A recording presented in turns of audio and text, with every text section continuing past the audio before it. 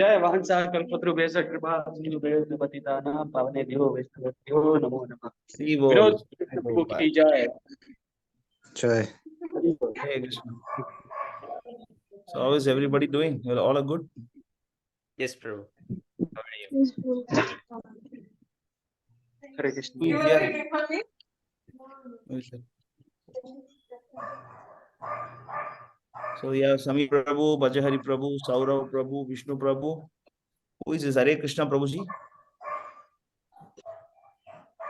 Who is Hare Krishna Prabhu ji? Vikas. Hare Krishna, what's your name? Vikas Prabhu. Oh, Vikas. Okay. Sujay Prabhu, Vivek Prabhu, Yajna Reddy Akula. First time, is it?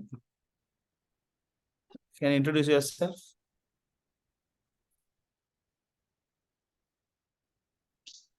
Who is this Yajna Reddy? He's from this other group. Other groupings, okay. ISKCON? Okay. Ayush Deepale Nandi. Ayush, who is here? Deepale Nandi. Can you introduce yourself, please? Hare Krishna Prabhuji. Hare Krishna.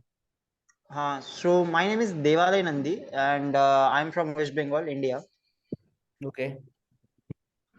So I was watching ice cream videos and I got this group, so I joined today. Oh.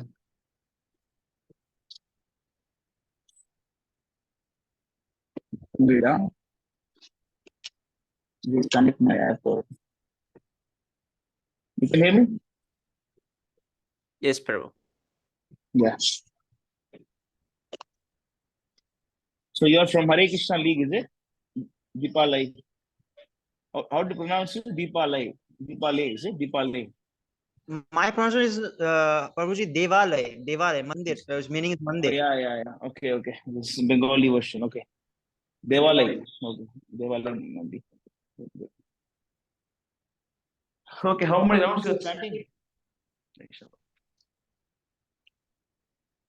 How many rounds you're chanting? Me, Prabhuji? Yeah. Yes, I chant minimum 16 rounds or sometimes 32 rounds. Oh, okay. How long are you associating? How long you're associating with ISKM? I think it's been 6 months. Online, Prabhuji. All things are Prabhu, mute your mic. Your mic is muted. 6 months, is it? Yes, something like that. Actually I have no physical association, so I'm just I attend Zoom sessions, different gurukulas or these things. That's why I kept. Okay. But you are also hearing our ISKM lectures? Yes, Prabhu, little bit, yes. Okay. So which part of Bengal you are from? I'm actually do you know Calcutta? Yeah, correct. Kolkata only, is it? My area name, the name of my area is like called Paschim Mednapur. So it is in West Bengal. Not very far from Calcutta. Okay. Okay. So you know Prem Vikas Prabhu from Singapore? No. This is the first time that I'm meeting with everyone. Okay. So we have a senior devotee called Prem Vikas Prabhu. He is even my Siksha Guru also. He's from West Bengal. Actually, he's from Bangladesh. Now he got settled in Mayapur. So he's the one coordinating with all our Bengali devotees, actually, basically. Okay. You can also contact him so that he can guide you in Bengali. What you're doing, you're studying, is it? College? I am in 12th. Actually, I have no mom and dad. I just live with my uncle because they actually are no more. And my age is 17, and this is what I'm doing. But my parents are not devotees. I am the only devotee in my home. and I'm doing devotional activities. They don't even know that I am attending this class. I'm reading Srimad Bhagavatam, chanting. They don't even know. Mm-hmm. Okay. Okay. Good. Very good. So you have any question? You have any question to ask? You want to ask Uh, any questions? I will ask several questions, but I think sometimes later.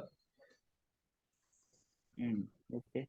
So anybody want to ask something or want to share something? Yes, Prabhu. Yes, Prabhuji. Hare Krishna. Yes, Carry Prabhu. on. Hare Krishna, Prabhu. Dandavat Pranam, Jai Shri Prabhupada. Dhanyavad Pranam, Jai Prabhupada. Yes, Prabhu. Yes, Prabhu. So, Prabhu, I have a Mm. question. So, in Srimad Mm. Bhagavatam, it's given that, those who are born in the southern regions of India, like Andhra, have a lower birth. So, I was thinking, of course, birth in India itself is far more pious than birth anywhere else. So, are there certain regions in India Very where, sorry, Prabhu?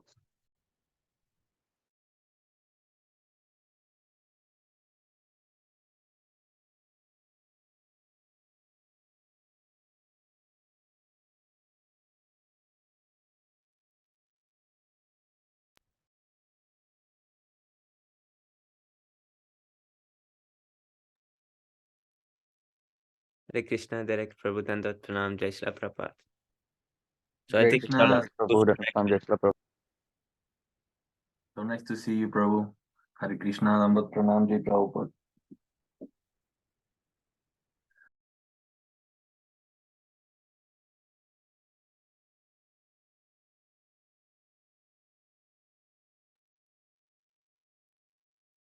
so Prahlad Prabhu just lost connection. We are waiting for him to return.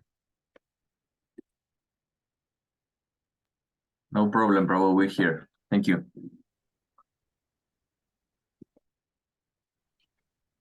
sorry, got disconnected. Yes. Carry on, Kartipu. Carry on. Yes, Prabhu. So, Network problem. Yes. yes, Prabhu. So, according Yes. to Srimad Bhagavatam, Mm. the birth in such certain places in South India are low birth. So, for example, Andhra was specified. So now I was just like very curious when Yeah. reading that verse. So I understand, of course, it's also there in the other places like fifth canto that Bharatvarsha, birth in Bharatvarsha is highest and so on. So Mm. are there any particular places in India where the birth Mm. is of a higher nature? Like for example, if a person is born in, let's say Tirupati, or if he's born in some other holy site or holy place, is that is that like a direct promotion of a higher birth? No, just by taking birth, there is no higher birth. But of course, Vrindavan is different. Anyone who takes birth in Vrindavan, they go back to Godhead. Oh, Even if they are sinful, even if they involve in some sinful activities, they will take birth as a monkey or a pig in that same Vrindavan, and then they'll go back. I've heard from devotees saying this. And this I know, Mr. Maida. Let me type yes. this. This laptop stand is loose.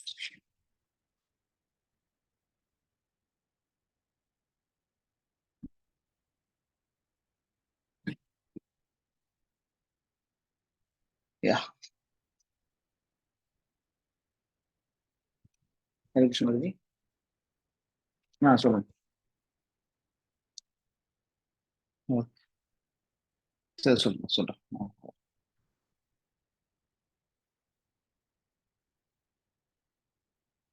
Hare Krishna.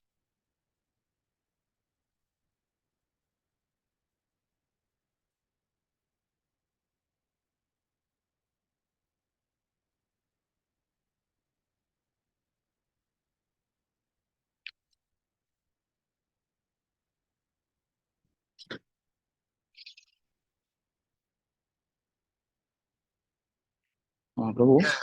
Yeah, Shri Shanti Mataji wants medicine.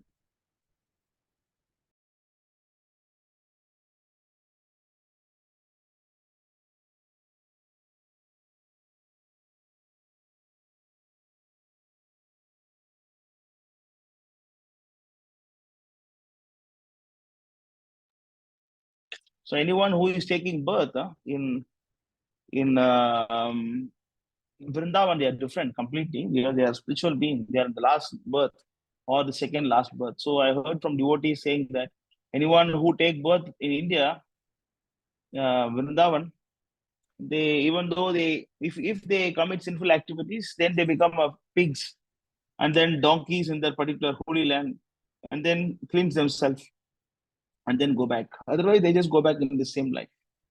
But there is also other versions are mentioned that it's not that anyone who born, but it is mentioned that great personalities will take birth in South India, in Kali Yuga, near the holy rivers. That is there in 12th canto. That's why you see all the Yes, Prabhu. acharyas, they born in it is actually, yeah, this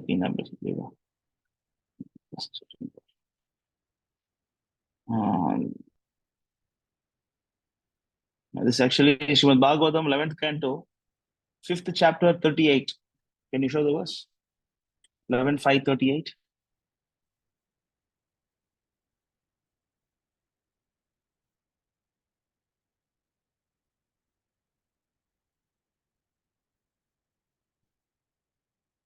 My dear king, the inhabitants of Satya Yuga. You can read this. You can read. Yes, Prabhu. My dear king, the inhabitants of Satyuga and other ages eagerly desire to take birth in this age of Kali. Since in this age there will be many devotees of the Supreme Lord Narayan. These devotees will appear in various places, but will be especially numerous in South India.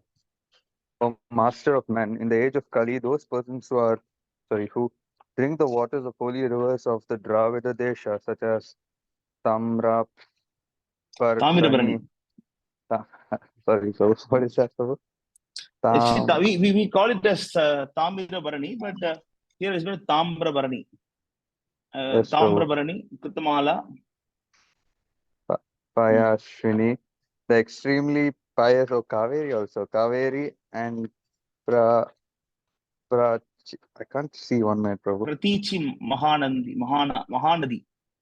Mahanadi, right? It's Mahanadi. yes, Bombay Mahanadi. side. Mahanadi. Yes, so since I'm on the phone, it's a little bit hard for me to see. That's right, Prabhu. Okay. Will almost all be pure-hearted devotees of the Supreme Personality of Vasudeva. So that's why in Kali Yuga you see great personalities appear in South India, like many Goswamis and Alvars. And then you can also see the even the Pandaripur Vittal, that group.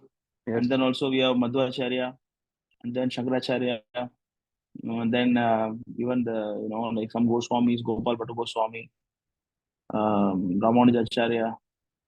So most of them appeared from South India, from the holy rivers nearby. So it is there, but of course it's not about birth you took, but you have to use the birth. If you don't use means, it is simply like a waste of time. So you have to utilize it. Is the point. Clear? Yeah, you want to say something, Devale Prabhu? Yes, Prabhu. Clear, Prabhu. Yeah, Devale Prabhu, raise hand. What is that? Hare Krishna Prabhuji. Yeah. So Prabhuji, as we all know that bhakti is transcendental, bhakti is not material, and even a Kanishta Bhakta cannot fall down from his position unless he commits any kind of aparad or that kind of stuff. So in my case, I am thinking that I have committed some kind of aparad. Maybe it's Vaishnava aparad or anything, but I can't remember. And I am seeing that I'm falling down. And so in this situation, what I should do to overcome this? Now, basically, understanding is wrong. Bhakti is not something that you will not fall down. There is no guarantee like that. Anybody can fall down. Even exalted personalities can fall down. But actually, it is opposite way. Anybody can fall down. That's why in Chaitanya Charitamrita it is mentioned that even if you become exalted devotee, you should still associate the devotees. Right? So even if you become exalted devotee, still you should be very careful and fear Maya. Like Bharat, so Bharat Maharaj, just by by taking care of like a small hint, and he got bewildered, and then he took another two births. And then we have Saubari Muni, and then he was also, of course, he was not doing bhakti, but actually he was doing tapasya. He also fall down. But Bharat was actually doing devotional service. He fall down. So we have to understand basically about bhakti, Canto 4, chapter 29, verse number 8. You can see that how the bhakti is in practice in different modes. It's not 4, sorry, 329.8. 329.8, Kapila Dev instruction. Yeah. Read this. Devale Prabhu, you can read. Yes, Prabhu. Translation: Devotional service is executed by a person who is envious, proud, violent, and angry, and who is a separatist is considered to be in the mode of darkness. So even you can execute devotional service in Tamogun. It's not all bhaktis are same, Some people execute in Rajogun, some in Tamogun, some in Sadogun, and then some in Suddha Sattva platform. So if someone is practicing devotional service and he is having envious mentality, and then he's proud, and then he's violent, and then he is full of anger, then he's also separatist, then he's called as he's practicing devotional service in mode of like ignorance. The next verse.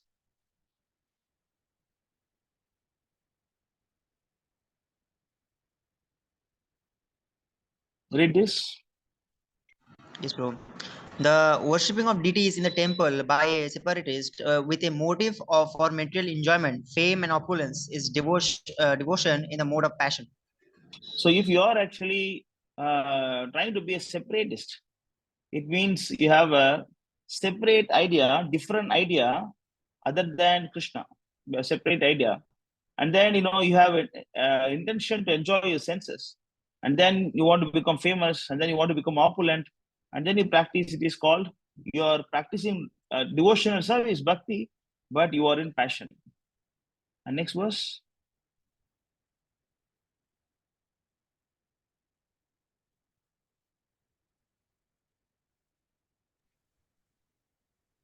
Yeah. When a devotee worships the Supreme Personality of Godhead and offers the results of his activities in order to free himself from the what is written? Inabilities. Fruitive activities, his devotion is in the mode of goodness. So, but if you are doing it only to satisfy the Lord without expecting any result, and that is actually you are doing some bhakti in mode of goodness. Next verse. Means no expectation. That is mode of goodness. And this one. The manifestation of unadulterated.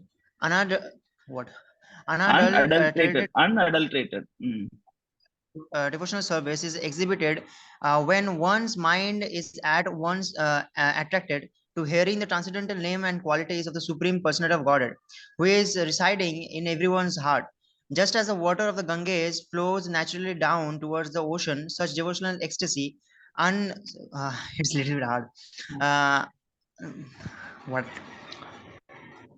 Uninterrupted. Yes, any material condition flows towards the Supreme Lord. So in this platform, you don't fall down mostly. Other three platforms, there is high chance you can fall down. When you are doing bhakti in ignorance, very soon you will fall down. When you are practicing passion, you can fall down soon. And if you are in goodness, there is some chance you can fall down. But if you are in pure goodness, there is very, very thin chance that you can fall down.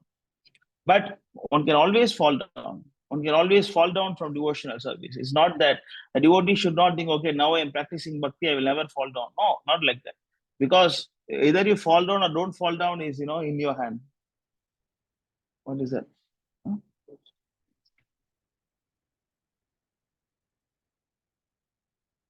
One minute. What? Oh?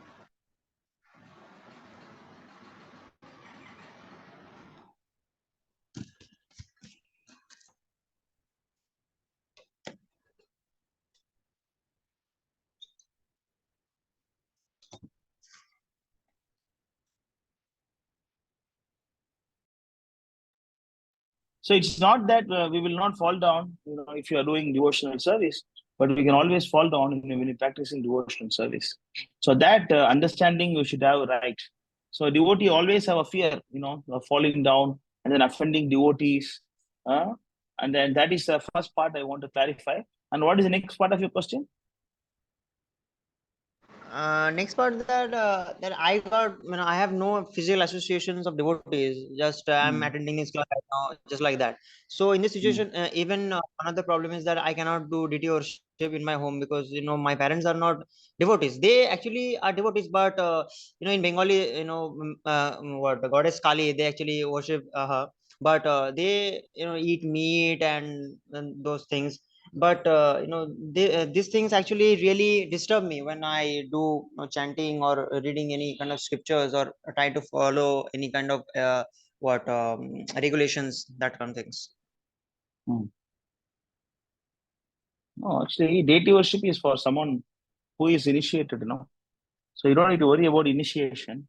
And now we have all the technologies to associate remotely. It is not about you can go to this verse, chapter 4, 28, 51. 4, 28, 51. Go to the purport. This is Narada Muni.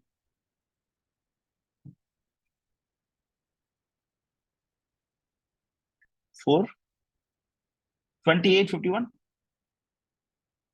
Yeah. Okay, just the first paragraph.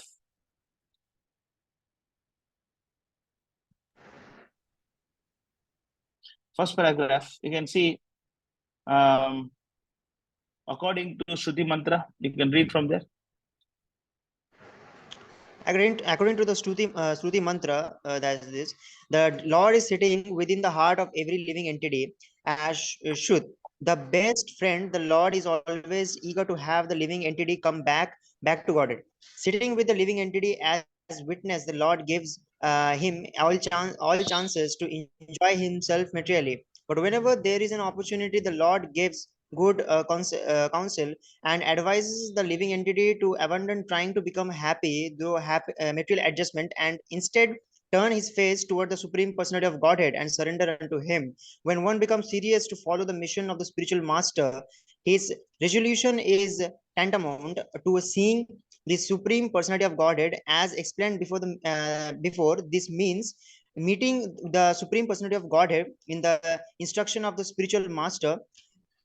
This is technically called Vani Seva. Srila Vishwanath Chakravarti Thakura states in his Bhagavad Gita commentary on the verse Vyavasya Mika Buddhir Ekeha Kuru Nandana Bhagavad Gita 241, that one should serve the words of the spiritual master. The disciple must stick to whatever the spiritual master orders. Simply by following on that line, one sees the supreme personality of Godhead. So the whole thing is about instruction of supreme personal, instruction of spiritual master. It is nothing physical there. There is no such thing called physical association. It is not very much important. That is to take it to next level. So initially, we have to follow the instruction given by Srila Prabhupada. What is instruction Prabhupada has given?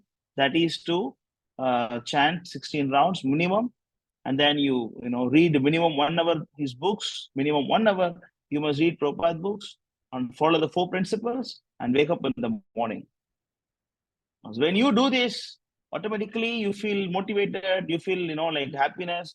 Another thing, we have a group, devotees are chanting in the morning. We have a Telegram group. There are 2 chanting sessions going on, one in Vaishnava Sangha and one in our Hare Krishna League. Then you can Hare Krishna League, it is conducted by Karti Prabhu, and in Vaishnava Sangha it is conducted by Manu Prabhu. You can join any of this. You can take part and chant with the devotees. Then you don't feel alone. Again, evening we have Sami Prabhu is conducting a reading session. You can join them. You can read Prabhupada books alone. Again, you don't feel alone.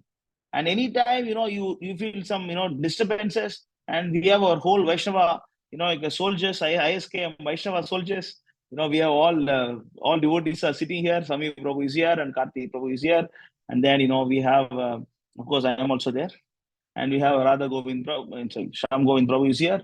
And then so all devotees are here. You can call any one of us, you can talk to them, and then you can get. Where is the physical association here?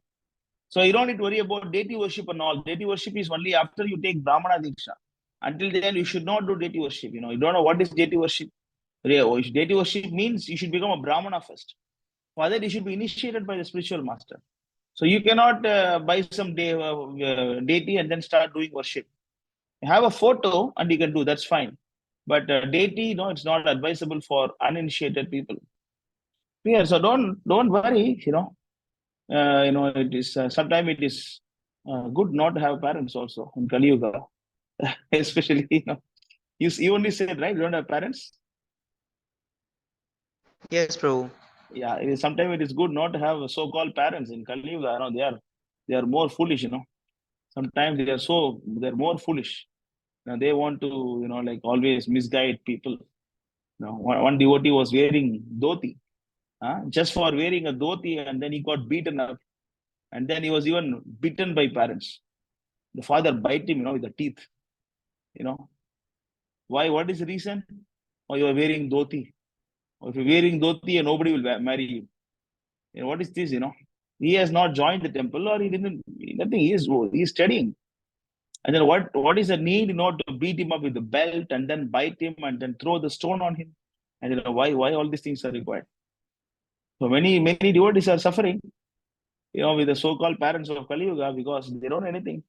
And then they always misguide us. So don't think if you don't have anybody, it is actually that's also a benediction, because you found out the real father, who is Srila Prabhupada. Right? He is the only boss. If you don't have Krishna, you are called as Anatha, technically. And there are two kinds of people, Anatha and Sanatha. Anatha means you have no parents. Sanatha means, you are surrendered to Krishna. So Anatha means you don't have Krishna. Parents means Krishna. Radha Krishna is your father, mother. So if you don't accept Krishna, then you are called as Anatha. If you accept Krishna, you are called as Sanatha. So don't worry about the physical association so much. You try to wake up in the morning. That is the very, very most important part of your life. Wake up in the morning and chant 16 rounds and follow 4 principles. Then automatically you feel motivated.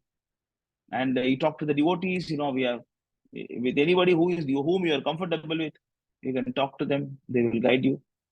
You can come for Istagoshti and then you can ask your questions, we'll answer you.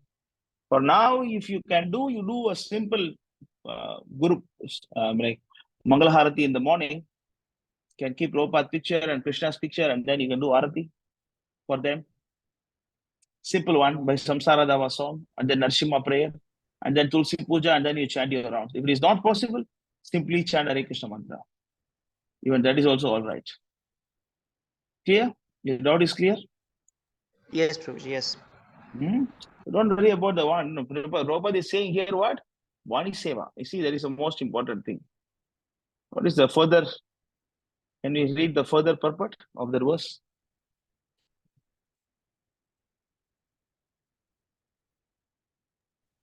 Read the purport. As explained before, this means meeting the Supreme Personality of Godhead in the instruction of the spiritual master. This is technically called Vani Seva. Srila Vishwanath Finish. Below. Next paragraph. The Supreme Personality of Godhead. The Supreme Personality of Godhead, Paramatma, appeared before the queen as a Brahmana. But why didn't he appear in his original form as Sri Krishna? Srila Vishwanath Chakravarti Thakura remarks that unless one is highly elevated in loving the Supreme Personality of Godhead, one cannot see him as he is. Nonetheless, if one stick to the principles initiated by the spiritual master, somehow or other he is in association with the Supreme Personality of Godhead. Since the Lord is in the heart, he can advise a sincere disciple from within. This is also confirmed in Bhagavad Gita 10.10. Okay, continue down. In conclusion, like a written translation to those who are To those who are constantly devoted and worship me with love, I gave an understanding by which they can come to me. In conclusion, if a disciple is very serious to execute the mission of the spiritual master, he immediately associate with the supreme personality of Godhead by Vani or Vapuho. This is the only secret of success in seeing the supreme personality of God. Instead of being eager to see the Lord in some bush of Vrindavana, while at the same time engaging in sense gratification, if one instead strict to the principle of following the words of spiritual master, he will see the supreme Lord without difficulty. Srila Vilamangala Thakura has therefore said, this is I'm reading in English. If I am engaged in devotional service unto you, my dear Lord, then very easily can I perceive your presence everywhere. And as far as liberation is concerned, I think the liberation stand at my door with folded hands, waiting to serve me. And all material conveniences of dharma, religiosity, artha, economic development, and kama, sense gratification, stand with her. Krishna Karanamrita 107. If one is very highly advanced in devotional service, he will have no difficulty in seeing the Supreme Personality of Godhead. If one engages in the service of the spiritual master, he not only sees the Supreme Personality of Godhead, but attains liberation. As far as material conventions are concerned, they automatically come, just as the maid servants of a queen follow the queen wherever she goes.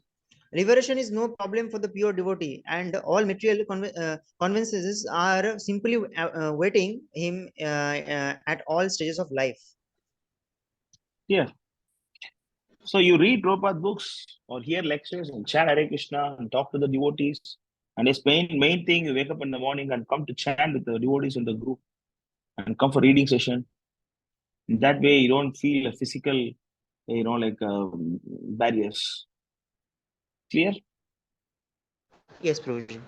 Okay. So Karthi Prabhu, I think your question is answered.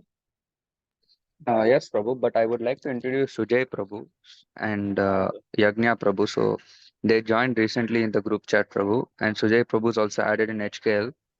Sujay So, Prabhu comes, no, every week he comes. Last week also he came from okay, Kolkata, okay. right? Every week you're introducing Sujay Prabhu to me. Last week Yes, also you Prabhu. introduced him. Yes, Prabhu. For some reason, like the You name like him very sticks much, with is me. it? Like all my I age, right, think Prabhu? So that's why, I think Prabhu. Sujay Prabhu, he likes you very much. Every week introducing you to you. How are you doing, Sujay Prabhu? You're doing good? Yes, fine, Prabhu. Yeah, how is everything? It's good to have you again. Yeah, this Sunday. Yes. Yes, happy to see you also. How you doing? Yeah, I'm doing fine, Prabhu.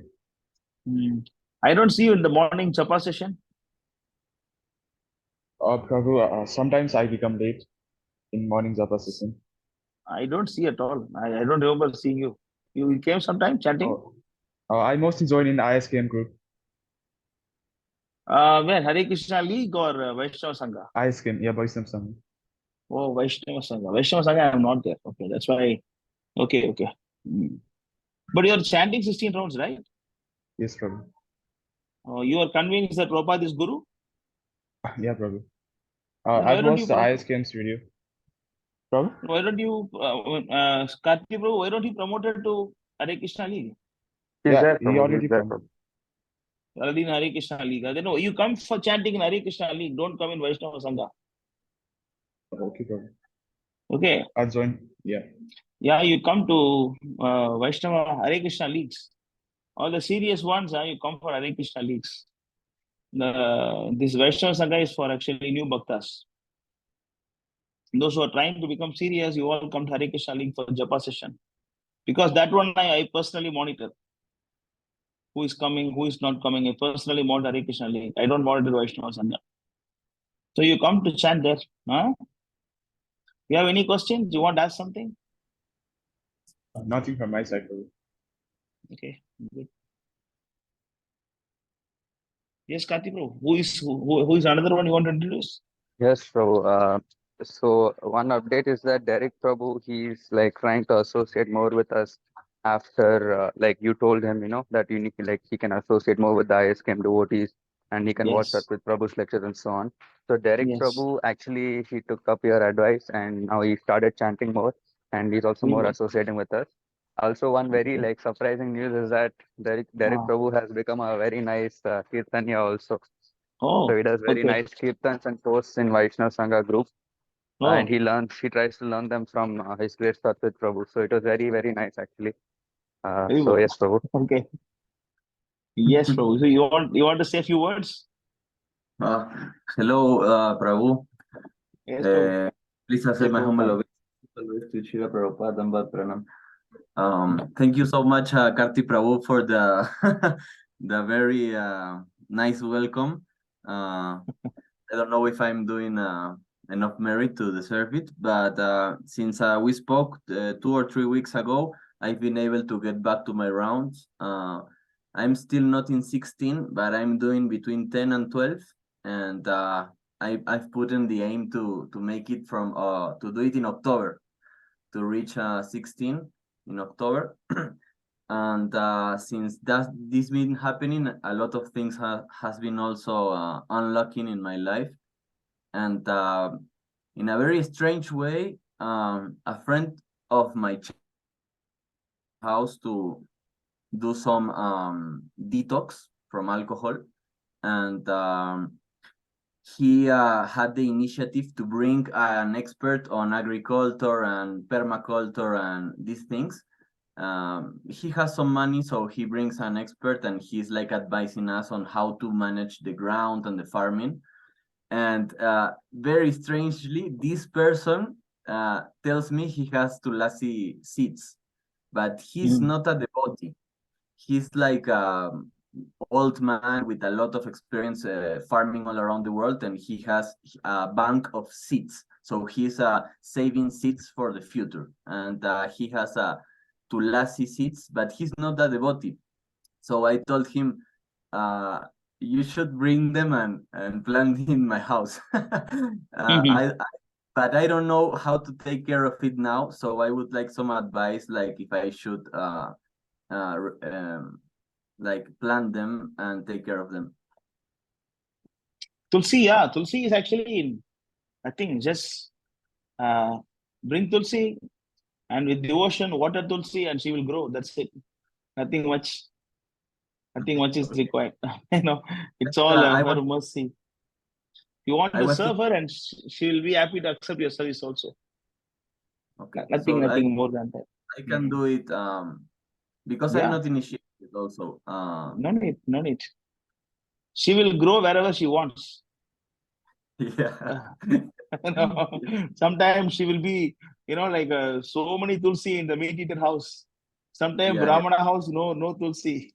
But I don't know.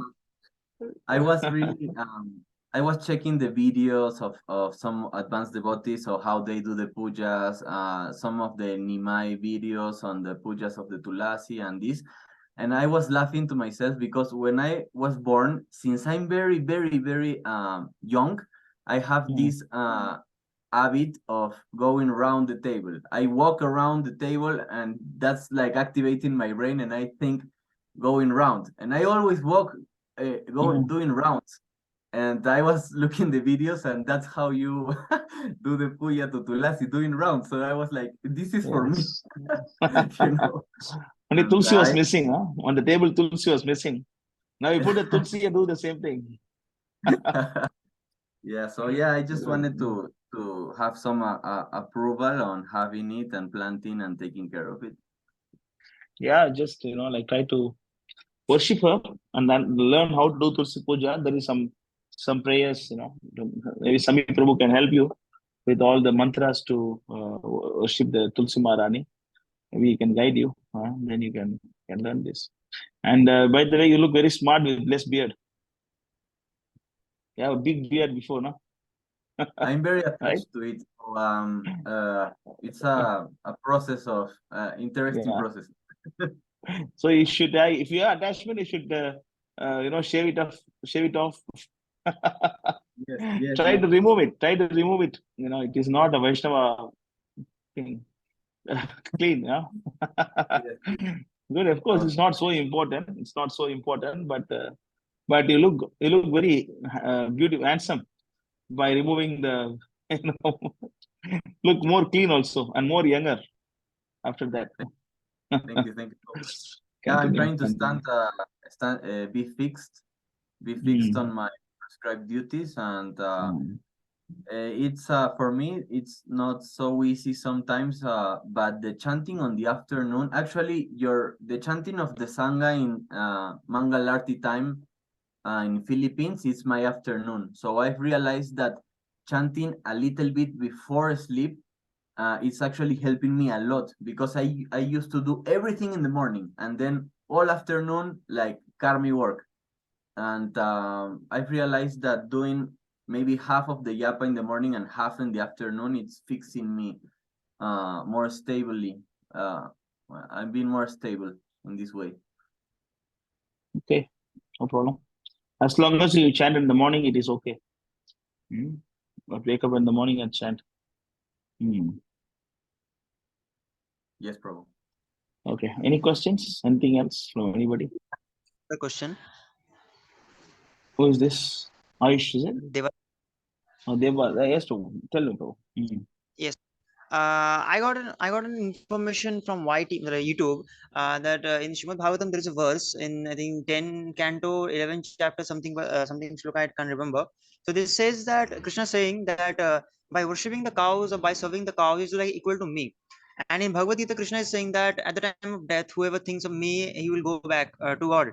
So, for example, if the person who is continuously serving the cows and he thinks at the time of death he is thinking about cow, so what will happen to him? Like he will go back home back to God, or simply he will become a cow or related to that? Actually, by thinking of anybody, you will attain the consciousness of that particular person. Understand? So, if you think of cow, Gomata, in connection with Krishna, how she is connected to Krishna, how she is serving Krishna in the spiritual world, and how she is a Surabhi cow. Krishna and all his cowhead friends are surviving on, like all the, like milk. And then how the friends and Nanda Maharaj, they all, used to tend the cows in the Vrindavan and Govardhan, and how the cow is so pure by serving Krishna. But if you think like that and you die, then, you don't take birth again, because even though you're thinking of cow, you're thinking in connection with Krishna. For example, if you think of a woman thinks of husband who is a devotee of Krishna, then she don't become a woman, she will go back to the spiritual world. Because when the moment she think of husband, she cannot stop thinking of Krishna also. If you think of Prabhupada, you don't become a man in next life. Because the moment you think of Prabhupada, you cannot stop thinking of Krishna also. Similarly, spiritual life means you are trying to see Krishna's touch in everything. Krishna's touch in everything. See, very beautiful, interesting thing today morning we discussed in Bhagavatam class. Can go to Canto 4, chapter 25. I think it is verse number 8. Can go 425, 8.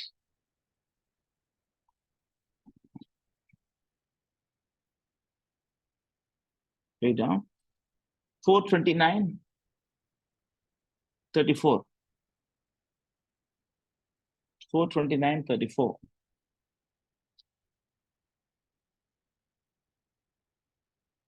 Go to the end.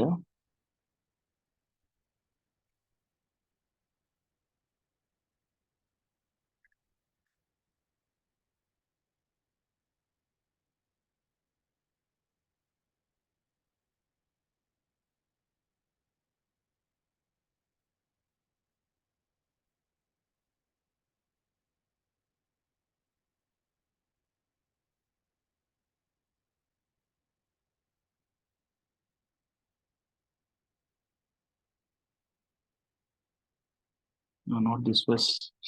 Really, it is mentioned. It is on. Give me a minute. 4.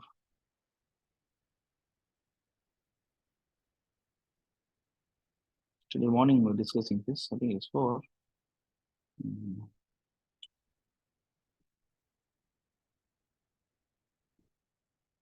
4:28.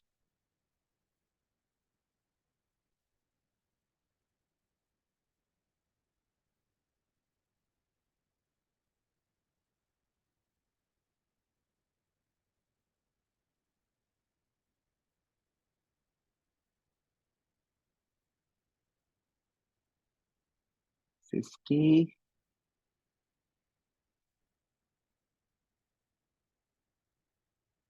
4:28. 63. 63. Sorry for that. Oh, very difficult to find. 4:28. 63. You can see this. You can read this verse.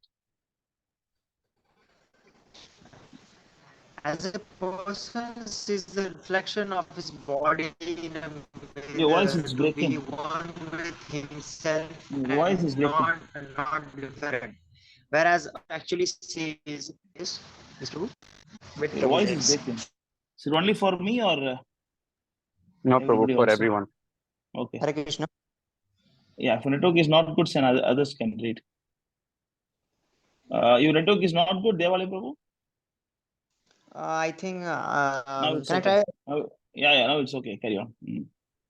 As a person sees the reflection of his body in a mirror to be one with himself and non-different, whereas other actually see two bodies. So in our material condition, in which the living being is affected and yet not affected, there is a difference between God and the living. So this is very interesting, like analogy that you have to understand. So even though that original image and the mirror image, these are all not different, and you don't see any difference between your image in the mirror. You don't see that, oh, why he looks same, why he has 2 ears, why, you don't think like that because it's not different. But whereas those who are the children or fools, like mentally retarded people, they don't understand and they think it is two different persons standing. Like there is also one moral story, I read in my childhood, that there used to be a very powerful lion in one jungle. The lion always disturbs everybody, and then they want to finish off the lion. They don't know what to do, and then they told the lion that there is one more guy, one more lion has come to that forest, and then he is more powerful than you. He is planning to kill you, and he got so much puffed up, and then he asked, "Where is the lion?" And then everybody took him to the river, took him to the well, and then they asked him to look at the water. So in the water, he saw another lion, that is himself, and then he jumped inside the well to kill that lion, and it died actually. And similarly, you're fools, when you see a difference between a material and spiritual thing. But those who are advanced devotees, they don't see anything material. Everything is spiritual. Everything is spiritual because everything is in connection with Krishna. That's why you see that Bhagavad Gita, chapter 7, verse number 4, it is mentioned that Bhumira por analo vayu, kammano buddhirevacha, ahankaram idiyame, vinna prakriti ashata. So earth, water, fire, air, ether, mind, intelligence, and false ego, all these together, these 8 constitute my material energy. So you understand the word my material energy. May binna prakriti. See, what is the meaning of may? May means my. So how do you say something which is not connected to Krishna? Actually, where is Maya? There is no such thing called Maya here. There is no such thing called Maya here. Because when you see Krishna connection with everything, that becomes Krishna immediately. But the same thing, if you are, for example, I tell you, there are some ISKCON Kirtaniyas. They tend to play mridanga for for the kirtan, but sometimes they go too much inside that they become musicians. I mean, once I know one of these famous kirtaniya. What he did is that he was researching so much by going to Bengal, and then started learning all the musics, Indian music, and then raga, tala, and everything. He's very professional singer, no doubt about that. And after that, he got too much inside the raga, tala, everything, and then he started singing Sambho Mahadeva. Then why you should sing that? Why you should sing the glories of Lord Shiva? Because you want to become a musician. So even though you are playing mridanga, but you can still become musician. Similar. So the idea is that it's not about cow or deity or devotional service or whatever. If you don't see the connection with Krishna, then you fall down. In anything also, if you see connection with Krishna, then you don't go back to Godhead. For example, Sundar Gopal Prabhu used to tell me that when his wife, she was leaving the body, so Sundar Gopal Prabhu was standing next to her, and then when she was leaving the body, Prabhu asked the one question to her, do you think of Krishna? And she said, yes, and left the body. Understand? So in this case, also there is some affection between husband and wife, and there is a transaction, but still that affection is based on Krishna. It is based on Krishna. So in that way, if you see the cow, Gomata, as a beloved servant of Krishna, then you don't get entangled. But if you don't see the connection and simply become Jai Gomata, like all the so-called Hindus of India, then you cannot go back to Godhead. Like they simply want to go protect the cow. Why you want to protect the cow? Oh, that I don't know. I just want to protect the cow. And then definitely, that is just like a Bharat Maharaj attachment to, deer.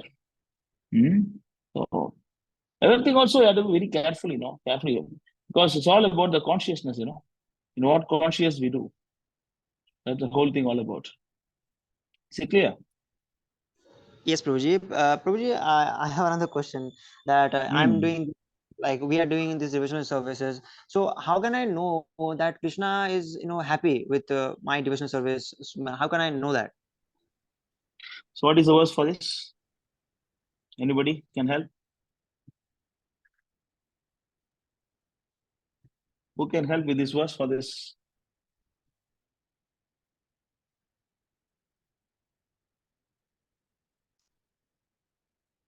Who knows? I don't know the verse, but I know that when they material, what is this word? When the material, like gratification, this like decreases. That is one. Hare Krishna, Prabhuji. Yeah. Prabhuji, in Srimad Bhagavatam, sometimes we see that that material material enjoyment actually decreases, and when Krishna is pleased with the devotee, and Bhamana Dev was saying, he is saying in Srimad Bhagavatam that I take all things, I take all things. Like Srila Prabhupada, when watching is that factory is burning, he was happy, not sad. So is it? Sorry, what is that? Like when Krishna is pleased, like Krishna is as Vamana Dev in Srimad Bhagavatam saying that I snatch everything from a devotee, real devotee. I snatch everything, and the material enjoyment, the propensity to enjoy material material life, material nature actually decreases when devotional service, pure devotion arises. So is this I'm correct? Sorry, am I correct, or any other things? No, the Lord does not take away everything from everybody. Yes, for actually pure devotion. No, not like that. Why he did not take from Prabhupada? Prabhupada Yes. not pure devotee. No, Prabhupada. Why he did not take from Prahlad Maharaj? Why he did not take from Dhruva Maharaj? Why he did not take from Prabhupada? Actually, I think here it means that to propensity to enjoy. So that I'm not able to find the correct word there. What the mentality actually? Krishna is trying to snatch the mentality to enjoy here. Can go to that verse 10:88:10. Of course, I was previously referring to another verse, but this different question is asking. So we'll go to this and come 10:88:10. What is the verse? Perception. 10:88:10. You can read this verse. 10:88:8. Sorry, 10:88:8.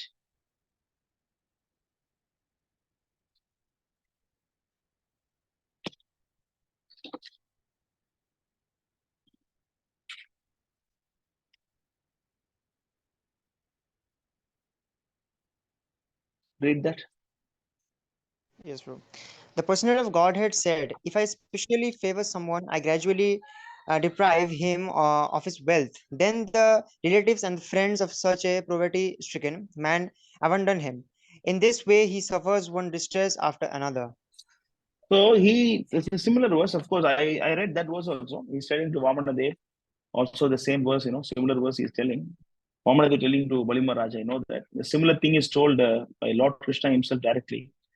He's saying here. You got this verse? What is this?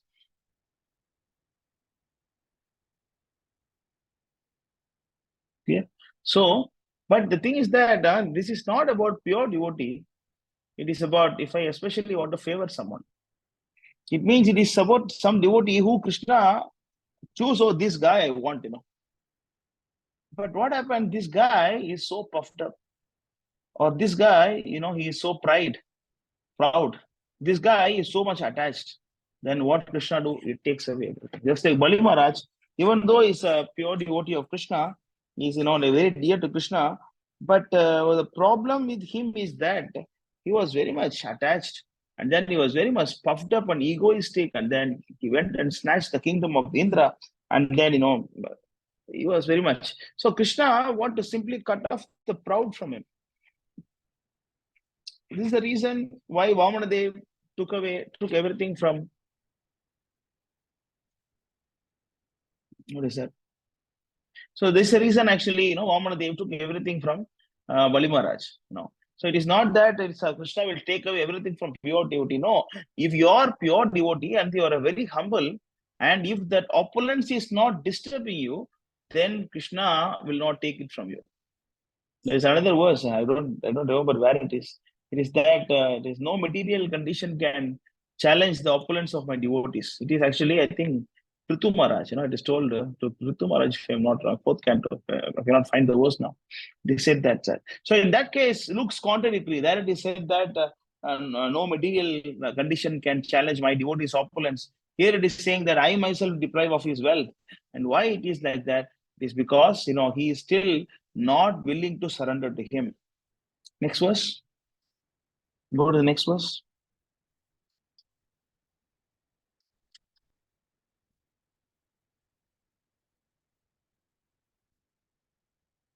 Read. When we become frustrated in his attempts to make money and instant be friends by devotees, I bestow my special mercy upon him. Yeah. Next.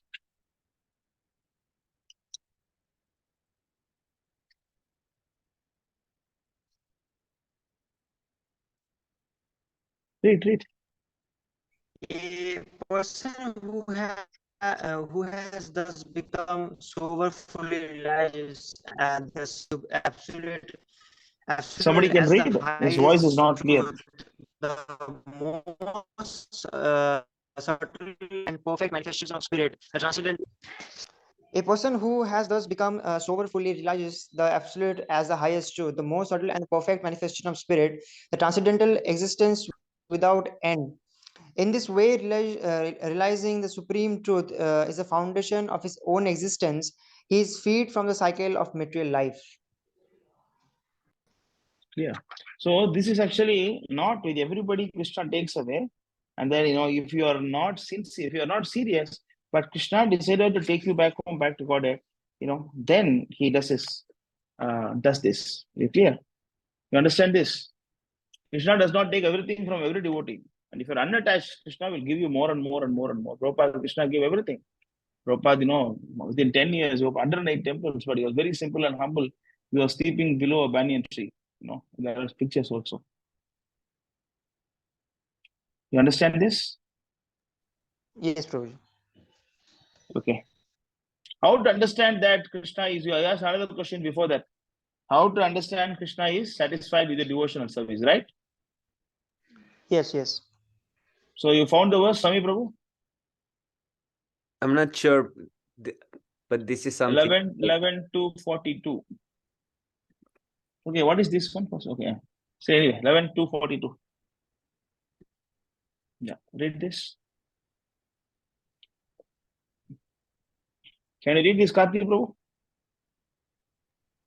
Yes, Prabhu. Yeah, just 1 minute, Prabhu. Devotion, direct experience of the Lord. Actually, it's very glad. Just 1 minute, Prabhu. Or somebody else can read? Who else want to read? Yeah, carry on. The devotion, direct experience of the Supreme Lord and detachment from other things. These three occur simultaneously for the students of the Supreme Personality of Godhead. In the same way that pleasure, punishment, and relief from evil come simultaneously and is released by for a person engaged in eating. So when you eat the food, then you get pleasure, you get nourishment, and then you feel relief from hunger. These three things happen. Similarly, when you are doing devotional service, then devotion comes, and then direct experience of Supreme Lord comes. It means you are able to see Krishna in everything. That you are seeing Krishna in the japa, you are seeing Krishna in Namarup, and then you're also seeing the power of Krishna in his, understanding the glories of Bhagavatam and the devotees. Likewise, you are seeing Krishna, how he is helping you from all kind of difficulties, how Krishna is helping you to remove all the anartha from you. That is direct experience. You yourself experiencing, oh, I gave up meat, I gave up intoxication, I gave up illicit sex, I gave up this, and then finally the detachment. Detachment means I don't want this material world anymore. I want to go back to Krishna. So if these three things are gradually increasing in your life, it means your devotion is increasing, direct experience is increasing, detachment from this world is increasing. It means you are doing a proper devotional service. This is certificate. You understand this? Yes, Prabhuji. Prabhuji, I have another question that One more thing. Before that, there is also one more thing told by Nityananda Prabhu, sorry, Narottam Das Thakur in this connection. Arakabe Nitai Chandar Corona Hoibe Samsara Vasana Mora Bache Tuka Hobe. This is, I think it is Gauranga Bolite. Gauranga Bolite, what was, can you find the verse?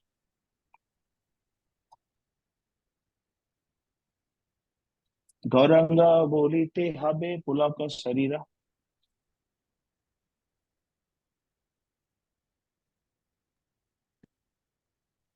Can you open the song?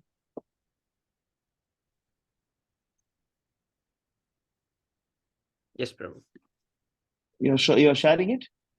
Yes, is it visible? Yeah. Yes, Prabhu. See that. So he's saying that second paragraph.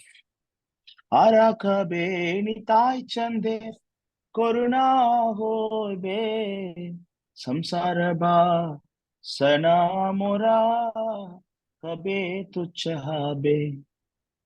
See the translation? Can you read the translation? Can I, Prabhu?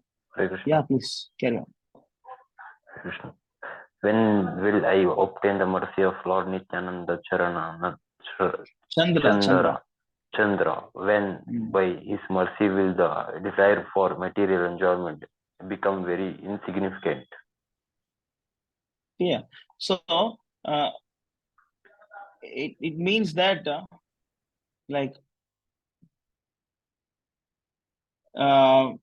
the symptom of someone who got the mercy of Nityananda Prabhu is that material enjoyment is becoming insignificant. Clear. So this is the test of your chanting. If material attachment is decreasing, it means you are getting the mercy of Lord Nityananda. It means your devotional service is right. The next paragraph. Vishaya Acharya Kobe Suddha Hobe Mana Kabe Hama Herebo Sri Vrindavana. When the mind is completely purified, being free from material anxieties and desires, then I shall be able to understand Vrindavan and the conjugal love of Radha and Krishna, and then my spiritual life will be successful. So this is a test of your devotional service, So you should get devotion and the direct experience and the detachment. If you're doing that, means you are practicing bhakti properly. Otherwise, your bhakti is in the modes. Your bhakti is in either tamogun, rajogun, or saddogun. It is not actually Shuddha Siddha. It is not uninterrupted. Ahituki aprahiyata. That is not happening. Clear? Yes, Prabhuji. Prabhuji, Yeah. I have another question. Ask two questions. The first question is that, for example, now I'm 17 and I got this bhakti at the age of 16, and there are some people who are getting bhakti at the age of 5. So does that mean that due to our past deeds, due to our, whatever we did, whatever devotion service we did in our past, on a in which age I will get bhakti, next birth? Is it depend on that past sorry and on that previous karmas or like that? So your question is that, and what age I become bhakti? Does it depends upon my last life? This is your question? Yes. Yes, correct. That's the question. That's answer. You are right. Wherever you stop, you continue from there. Like if you practice, for example, I got bhakti at the age of 16, and the organization, there is some organization called Give Gita.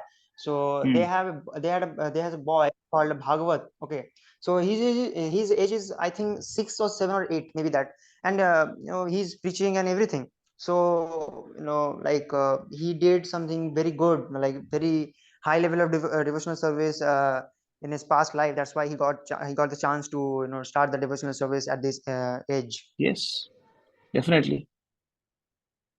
But he fall down in last life, and then he's trying to make it now. Krishna is giving opportunity. How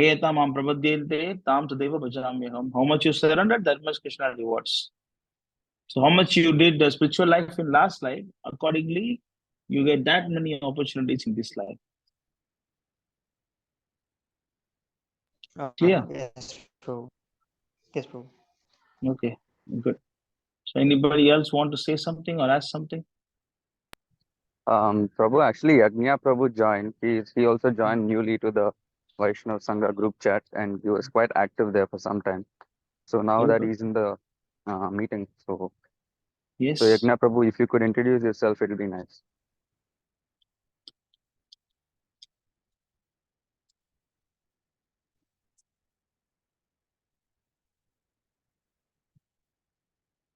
I think he's not there. No response. But Prabhu, on the positive side, Ayush Prabhu is there. Yeah, he's there. Yeah, and he opened. If he can speak, it'll be very nice. How are you, Ayush Prabhu? You're doing good? Yes. How are you? You want to type? You can type also. If you want to speak, you can speak. Everything is all right? No problem. Actually,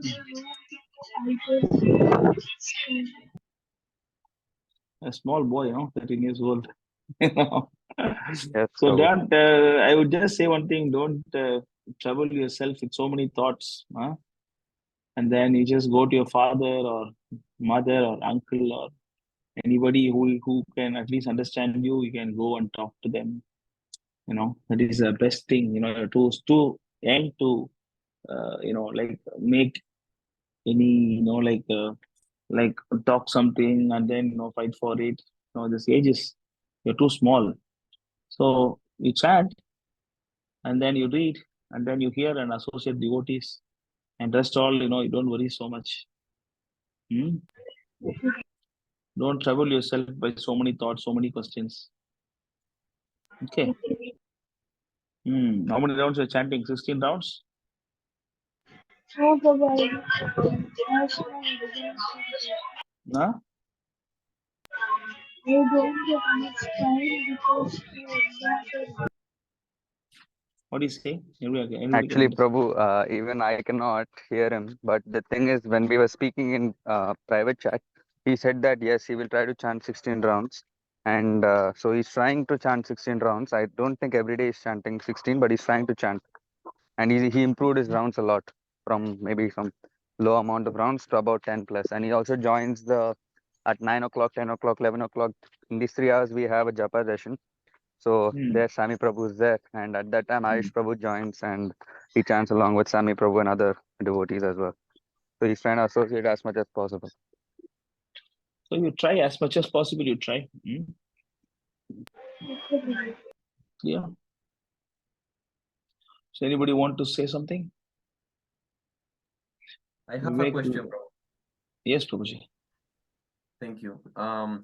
Concerning this comment you did about the musicians that starting from Bhakti develop into more karmic musicians or doing another things, how should I approach the learning of the instruments? Because I also a musician since I'm 13, so I managed to get a harmonium this year, and I'm this gives me a lot of enthusiasm, but I don't want to deviate like that. So how you would recommend me to learn this instrument? Maybe from a devotee or taking class or something like this, or what? What do you think? If your music sense is helping you to serve Krishna, that is Krishna consciousness. If your interest in music takes away your time from Krishna, that means you become a musician. Of course, you can learn everything. You can learn about ChatGPT, you can learn about robotics, you can learn about civil, you can learn about anything in the world, because everything can be used in Krishna service.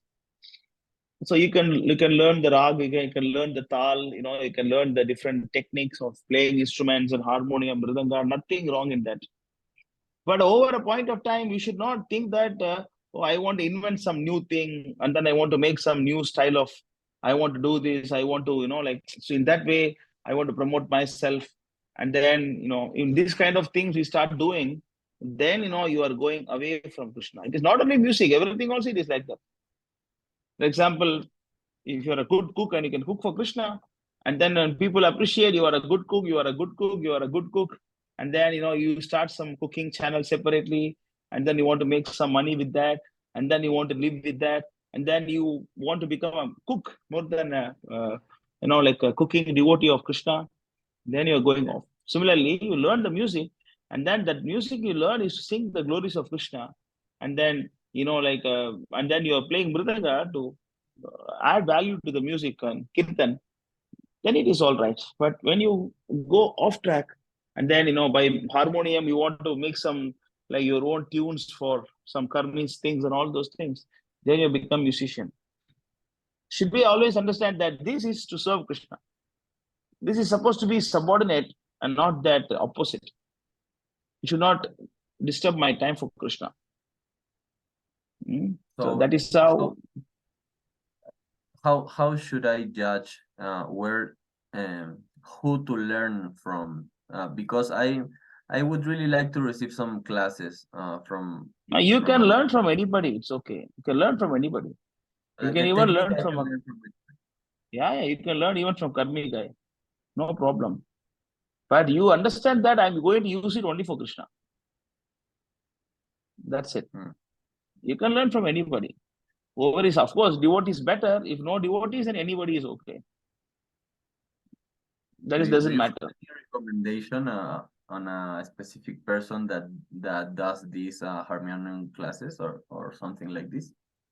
Harmonium class, I don't know, but Cole, I was learning from KK Songs website. There is one devotee, but I don't see that anymore in the YouTube. I think it is removed. I don't know, Prabhu. I mean, it's fine, But you can.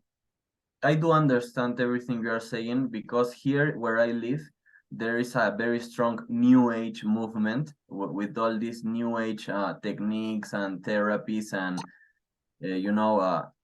invents, crazy invents. So a lot of people marketize or sell kirtans here as chanting mantras. And ever since I went to one, I knew I would never go back, because I went there and I felt disgusted. I went out and I didn't feel good. And that was 2 years ago. But my intuition told me to get out of there. But now I understand they were not promoting bhakti, and were not doing kirtan. They were just doing some business with the music. And so I always try to say to people that I know that does this, that please don't call it kirtan. Don't call it kirtan. Just say you're Yes. doing music circle. It's no problem. No, you want to chant mantras and this, it's okay, but don't call it kirtan, please. So I've seen a lot of this here. Yes. You know that I'll show you an example. I think it's the one. Right, which is that? Where is it? I'm trying to find it. It's actually this. This one. I'll show you. I'll show you It's this. actually sense gratification, because Can I I? feel like Yeah. Can I share the screen? Yes, Prabhu.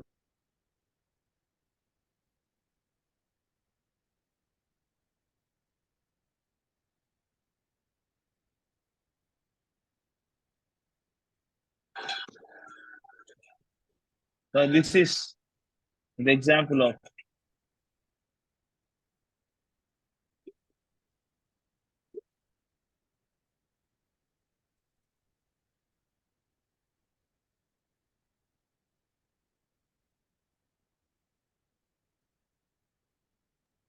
Prabhu, there is no sound, but you don't hear? oh, Prabhu, when you share screen, you need to click share sound at the bottom left corner. Maybe I'll send it to you. You show them how to get this, how to share this. Yeah. I was actually listening to them, to the Mayapuris yesterday. Oh, yes, and okay.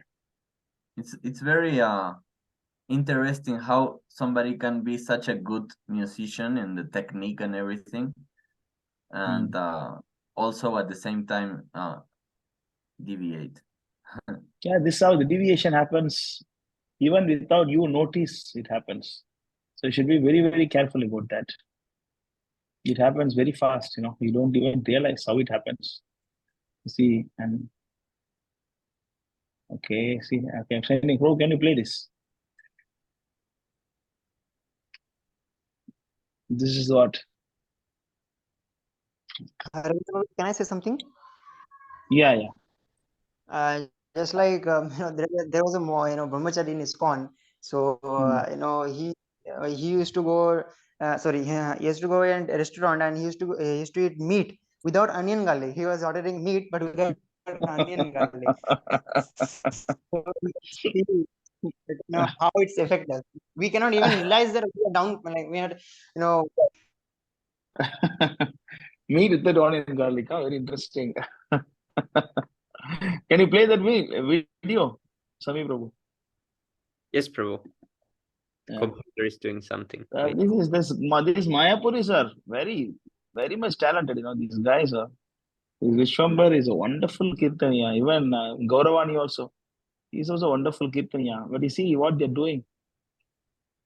They tereketa, stand on the stage. What is the use of tereketa, and then trying to show off our skills, and then that's definitely not devotional service. No, maybe you can show later. If you cannot do it now, it's okay. Do later. In his Mayapuri groups, there are some people, I think, they have huge long hairs. They're male, huge long hairs. So, Prabhupada said that we have to, cut off our heads, like, become wild, but they are having long hairs. Yeah, Prabhupada said, please don't become hippie again. Prabhupada said that I work hard to bring you as a human being. Don't become hippie again. Prabhupada said that. So now Bajaj is showing his long hair. He's touching and showing. This is all right. This is Sika. That's all right. Hare Krishna, He's Prabhuji. touching and showing his long hair. Yes, Prabhu. So regarding this music, I recently saw that We will see this first, and then see this one. Can you play? Yes, Prabhuji. Yes, Prabhuji. Play this.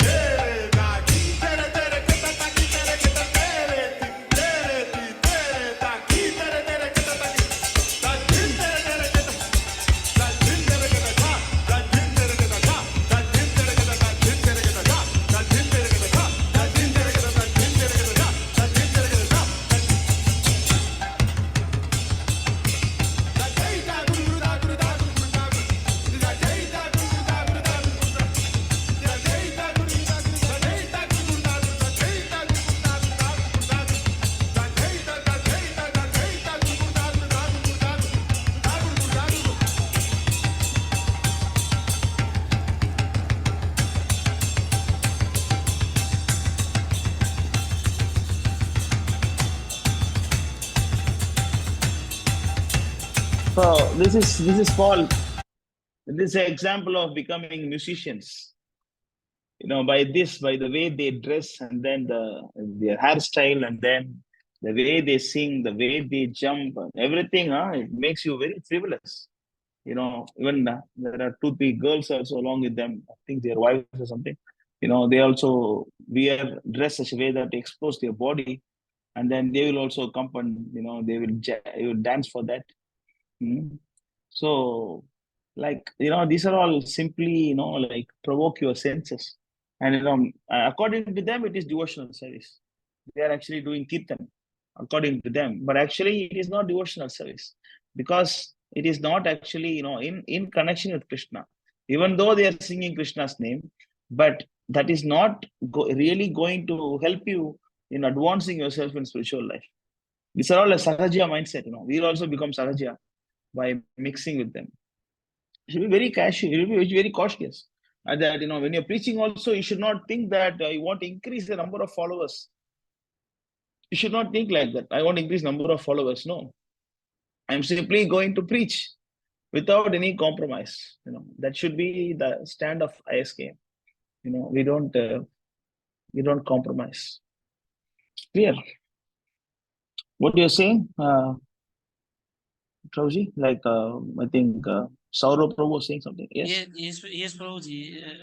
I saw some day ago a video that there in Mayapur Dham, there are some Kirtaniya.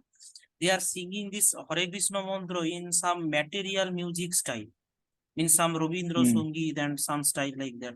So they are saying this is a very high class kirtan and thing like that in comment section. And another thing is that all the Bengalis and all the Oriya devotees nowadays, the Kirtan devotees, they have a separate devotees, Kirtan devotees, they will only do Kirtan, and you have to pay the money. And they'll take the money, they will sing Rath Yatra, you pay the Oriya devotees, they will come, they will bring some 10 people, 20 people, and they will play Mridanga, they'll sing and everything, and then every person you should give payment, 5,000 rupees, 10,000 rupees. You should pay the train fare, everything.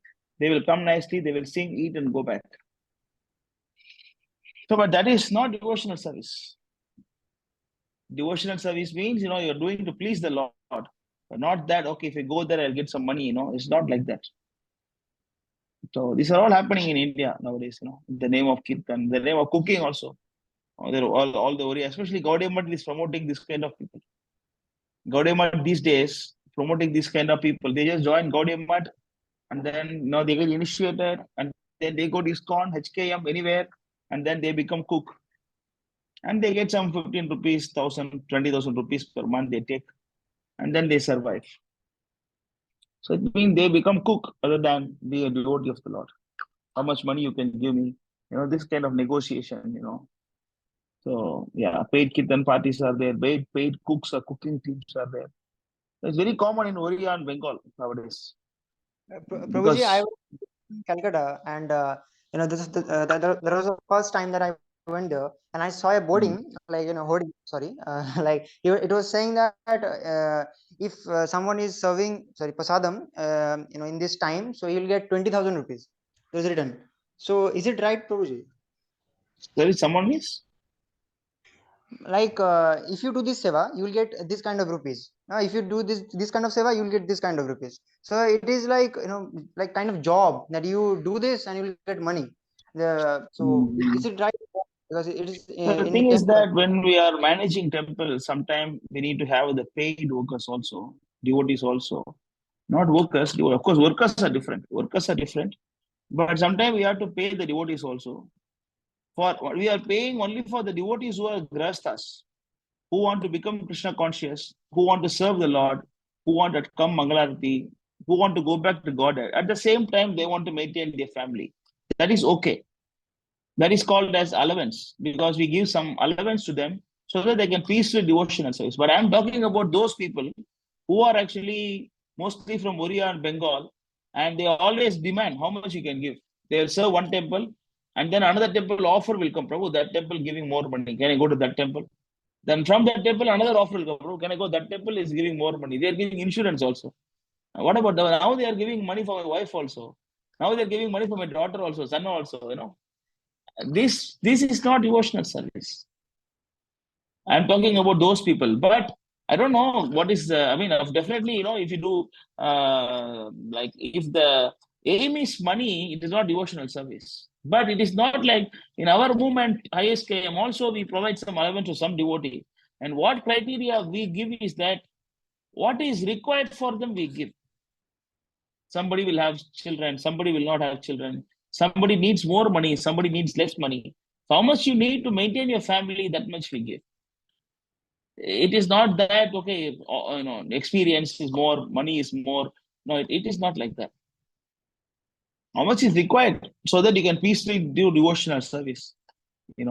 That is different. But there are paid workers. They have no bhakti, nothing, they just want to come like office, they just want to come, do this work and then go. No conscious of devotional service. They don't want to go back to God, nothing. And that is very dangerous. That they call themselves as Kirtan devotees. Kirtan devotees. They will come and then with nice kurta, nice dhoti, they will come, ironed one, they will sing Hare Krishna, go and sleep. I mean, how will Krishna will accept this Kirtan? Right? Whatever you do, you must do with bhakti, with complete offering to Krishna, you should do. So that is the danger of, that is how we should understand. You understand this, I think Derek Prabhu, you were there or left? Yeah, you were there. Yeah. We answered that. Anybody has anything? Any other questions? Prabhuji, I have last question. Only last question. Prabhu used to say that the only problem that my followers has is that they don't take Maya seriously. So even in this time, sometimes like I do not take Maya seriously. So in this situation, what I should do, because it's very dangerous for me now. Yeah, if you don't take Maya seriously, then you have to go to hell. If you don't take Maya seriously, then you have to go to hell. No. If you want to go to hell, then you can take Maya less. Right.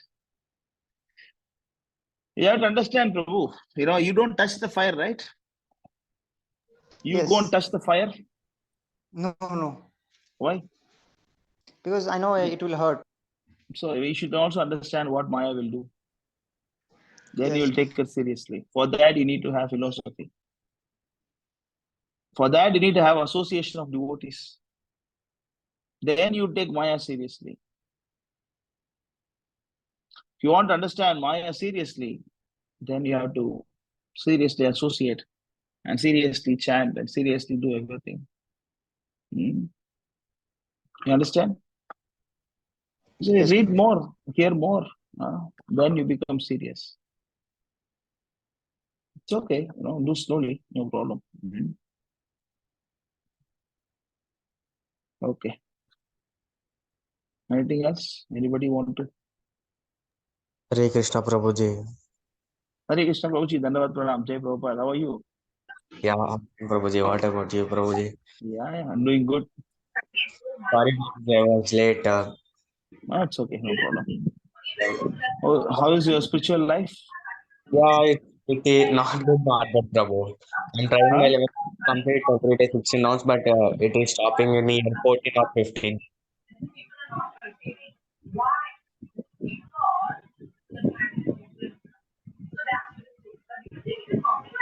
14 or 15, is it? Prabhu? 14 or 15 rounds you're doing? Yeah, Prabhu. Actually, Hmm. 2 days back, I'm suffering with cold. Why, Prabhu, I'm suffering with these health problems? Can you say? Because you came to this material world. Yeah, we have to suffer. Yes, Prabhu. Yeah. Because why you came here? Yeah. Yes, Prabhu.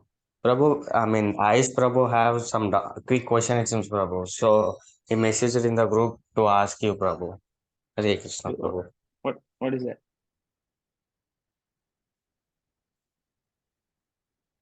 Ayush Prabhu, unmute yourself to ask question to Prabhuji. Sorry? I mean, Ayush Prabhu. Ayush, huh? Yes, Prabhu. Yes. Yes. Yes, Prabhu, my question. Okay, there is written that we can worship God in mind. Can you tell me how can we do that? Just like the same way you do this, there is a story. There's a story, right? One devotee was in Srirangam in South India. He is very poor, he don't have much paraphernalia to worship the Lord. So what he was doing is that he decided to worship the Lord by mind. So what he was doing is that he he has a deity image, and then the mind, and then he went to the kitchen and then started cooking for the Lord. It is not that okay, cook and offer. No, not like that.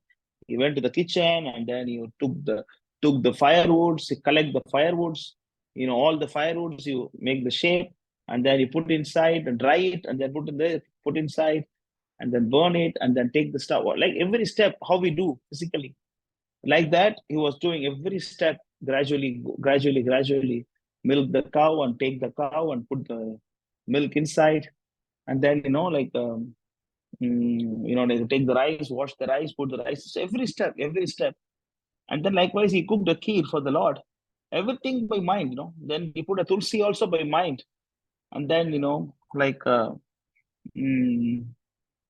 then he offered to the Lord. You want to offer to the Lord. You want to check whether the kheer is chill or still hot. You want to know that. So he just put his finger inside, and actually his finger got burnt. He was doing by mind, but really it got burnt. So then from Vaikunta, Pushpak Vimana came, and then he was taken to Vaikunta Loka.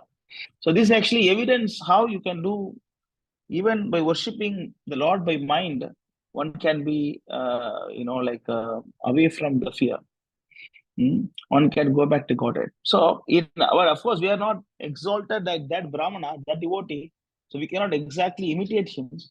In our case, what we can do is that if you don't have, or if you cannot have altar in the house due to different reasons, and you can, by mind, you can have a deity of Krishna in the house, and then after you cook, you can place, and then you can just like, suppose I cook something, I have no picture in the kitchen itself, I take a tulsi and put inside, and then close my eyes and think of Krishna. Krishna, please accept the prasadam. Krishna will take it.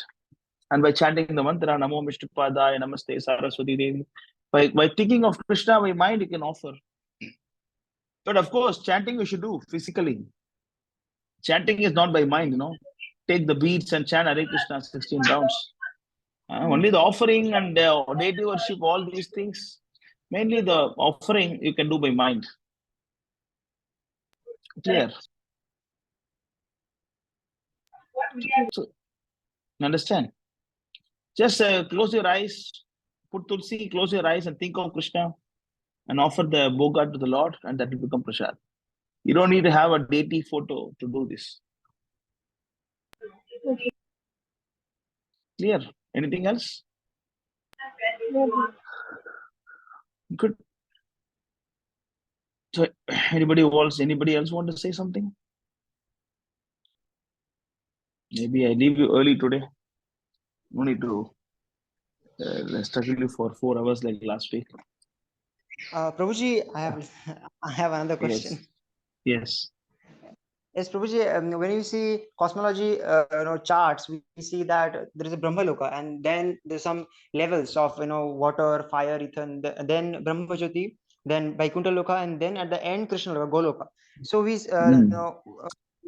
know this. But I was hearing a lecture. He was saying that we all accept that Vaikuntha Loka are unlimited. Sorry, yes, unlimited. I mean, it means it's infinite. So it Yeah. means that here world, but you cannot Sorry, see. And could not hear. Could not hear. Unlimited, then what? like we accept that Vaikuntha Loka is unlimited. It is infinite. Yeah. Infinite number of Yes. Vaikuntha Loka. Because the incarnation Yes. of Vishnu is unlimited. So infinite, na. So we Yes. have it's infinite. So in this material world, there are some Vaikuntha Lokas, but we cannot see it. And when we say that when we leave our body and somebody when he go back home, back to God, so it is not like that he will cross this, like when as we see in the chart that he will go to Brahmaloka and then he will go that. So he will just change his dimension. So what is correct? Like when we die, so will we go direct to Vaikuntha Loka, or just we change the dimension and we'll live there? Just like that in Vrindavan, Krishna is doing his Leela, but we cannot see it because we are not that bhav stage. So my question was that. So what I understand from your question is that you're asking that after death, do we literally go to Vaikuntha, or we are just going to place like Vaikuntha, I mean Vrindavan, all those places, and then is it like that? Yes, like my question is that yeah, we are just, like for example, I leave my body and just it will automatically my dimension will be changed, or I will see that I am going to Vaikuntha Loka. Yeah, you will see. You can see that pastimes of Dhruva. How did he go back to Godhead? You can go to that particular portion of Bhagavatam, Srimad Bhagavatam, fourth canto. Fourth canto, go to chapter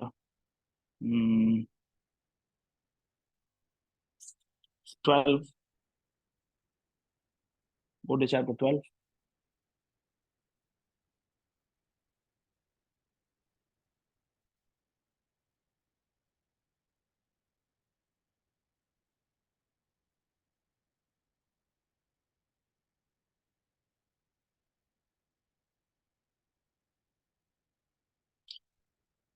Okay, go to chapter number, sloka number 18. Start from, of course, don't go inside, just here only, okay.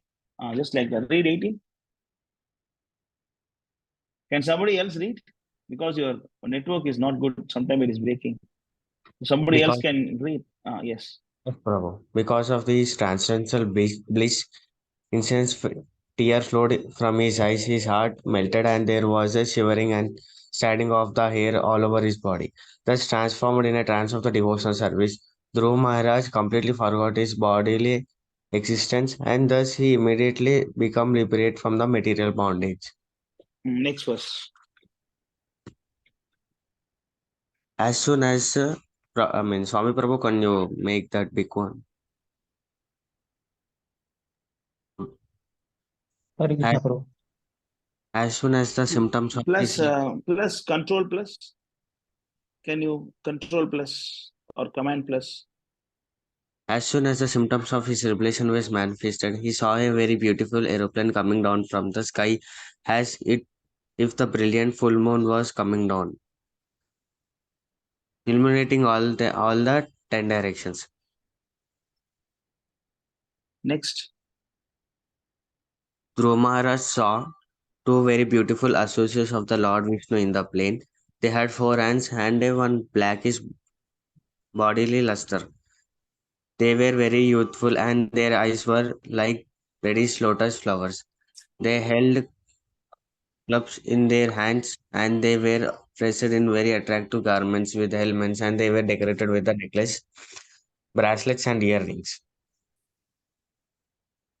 Continue. Yeah, Prabhu. Dhruv Maharaj, seeing that these uncommon personalities were direct servants of Supreme Personality of the Godhead, immediately stood up, but being puzzled in the hastiness, he forgot how to receive them in the proper way. Therefore, he simply offered obedience with the folded hands and chant and glorified the holy name of the Lord. Then Dhruva Maharaj was always absorbed in thinking of the lotus feet of Lord Krishna. His heart was full with Krishna. When the two confidential servants of Supreme Lord, who were named Nanda Sunanda, appeared, him smiling happily, Dhruva stood with folded hands and bowing humbly. They had addressed him as follows. Nanda Sunanda, the two confidential associates of Lord Vishnu said, Dear King, let there be all the good fortune into you. Please attentively hear what we shall say. When you were only of 5 years old, you underwent servants authorities and you thereby greatly satisfied the Supreme Personality of the Lord. We are the representatives of the Supreme Personality of the Supreme Personality of Godhead, the Creator of the whole universe, who carries in his hands and bow named Saranga. We have been specifically devoted to you, devoted to take you to the spiritual world. Take you to the spiritual world. Okay, next. To achieve Krishna is very difficult, but by your authorities have conquered. Even the great races and demigods cannot achieve this position. Simply to see the supreme about the Vishnu planet, the sun, moon, and all the other planets, stars, lunars, mansions, and solar systems are Circumambulating. Yeah. So everything is actually going around the Vaikuntha Loka, To achieve Vishnu Loka very difficult, but by your austerity you conquered. Even the great rishis and demigods cannot achieve this position.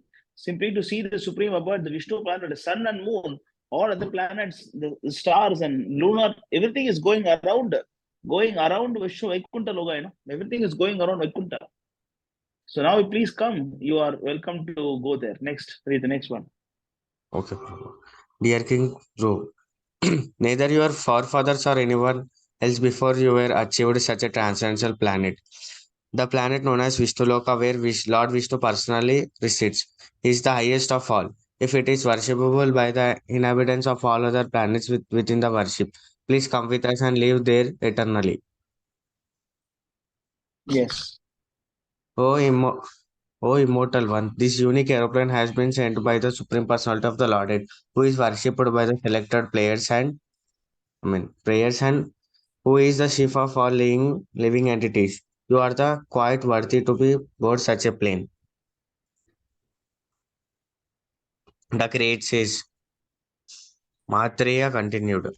Maharaja Dhruv was very dear to the Supreme Personality of the Godhead. When he heard the sweet speeches of the Lord Chief associates in the Vaikuntha planet, he immediately took his care bath, dressed himself with a suitable ornaments and Sacred bath. secret bath, dressed himself with a suitable ornaments and performed his daily spiritual duties. Therefore, he offered his respectable obedience to the great sages present there and accepted their blessings.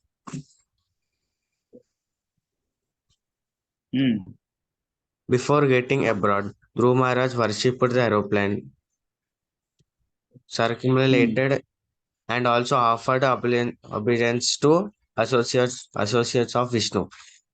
In the meantime, he became as a brilliant and illuminating as a molten gold. He was thus completely prepared to board the transcendental plane. When Dhruv Maharaj was attempting to get on the transcendental plane, he saw that personified approached him. Not caring for death, however, he took advantage of the opportunity to put his feet on the head of death. Thus, he got up on the aeroplane, which was big as a house. At that, drums and killer drums resounded from the sky. The chief Gandharvas began to sing, and other demigods showered flowers like torrent of rain upon Dhruv Maharaj. Dhruv Maharaj was seated in the transcendent aeroplane, which was just to start, when he remembered his poor mother, Sunati. Sunati. Thus, he thought to himself, say, how shall I go alone to the Vaikunta planet and leave behind my poor mother? The great associates of the Vaikunta Lokananda Sunanda could understand the mind of Dhruv Maharaj, and thus they showed him that his mother Sunanda was going forward in another plane.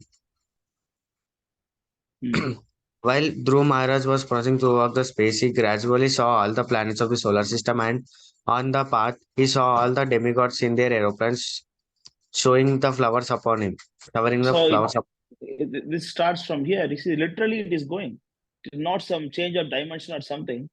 It is literally you are from the Earth planet, the flight is, Pushpak Vimana, Nanda and Sunanda, they are taking you inside, and then you are traveling to Vaikuntha Loka by going through different planetary systems one by one by one. Continue. Yeah, okay, you want to show this? This is the picture you can see. This is the Pushpak Viman, Continue. See, this is Nanda Sunanda, they are receiving him, and then he places his foot on the death, and then he's going inside the flight. Means he has no fear for death. Dhruva Maharaj had no fear for death. Next. Dhruv Maharaj thus suppressed the even seven The planetary past. great, who were also known as. No, I think you left a verse. You read 34? Did you read 34? Yeah, Prabhu. You read that? Yes, Okay, Prabhu. good. Beyond the region, he achieved a transcendental situation of the permanent life in the planet where Vishnu lives. See, this is how finally he crossed over the Saptarishi planet, and then after that, beyond the Brahmajyoti, he went to the Vaikuntha planet. Yeah, read, continue. The cell equivalent Vaikuntha planets by whose illumination alone, all the illuminating planets within this material world give off all reflected lights cannot be reached by those who are not merciful to the other living entities. Only persons who constantly engage in welfare activities for others living entities can reach the Vaikuntha planets. So we are actually, in this, our scientists, all our scientists are actually too much puzzled about the sun, how the sun is illuminating for so long, how it working. They are still puzzled to understand, because they cannot take any satellites near to sun planet. So they are puzzled, how it works, but here it is mentioned that even the sun is getting the illuminating thing from the Vaikuntha planets. From Vaikuntha planet only, the sun is getting the illuminating capacity. Yeah. Okay. Yes, Prabhu. Anyway, it goes on like that. He finally, there are so many Vaikuntha planets. He go to, so it is not some dimensional change, but he is going there. He is going there. Is it clear? You understand this? Devalaya Prabhu? Cannot hear you. Your voice is breaking. Yes, Prabhu, yes. Okay. Well, it's very interesting portion, how this Dhruva Maharaj pastimes is one of the interesting part of this fourth canto. Fourth canto has so many important things. So many, like Prachina Parhi, and then, so many important things in fourth canto. But this part is very important, it explains about the Vaikuntha planets and how they are going back to Godhead. Clear? Prabhu. Yeah.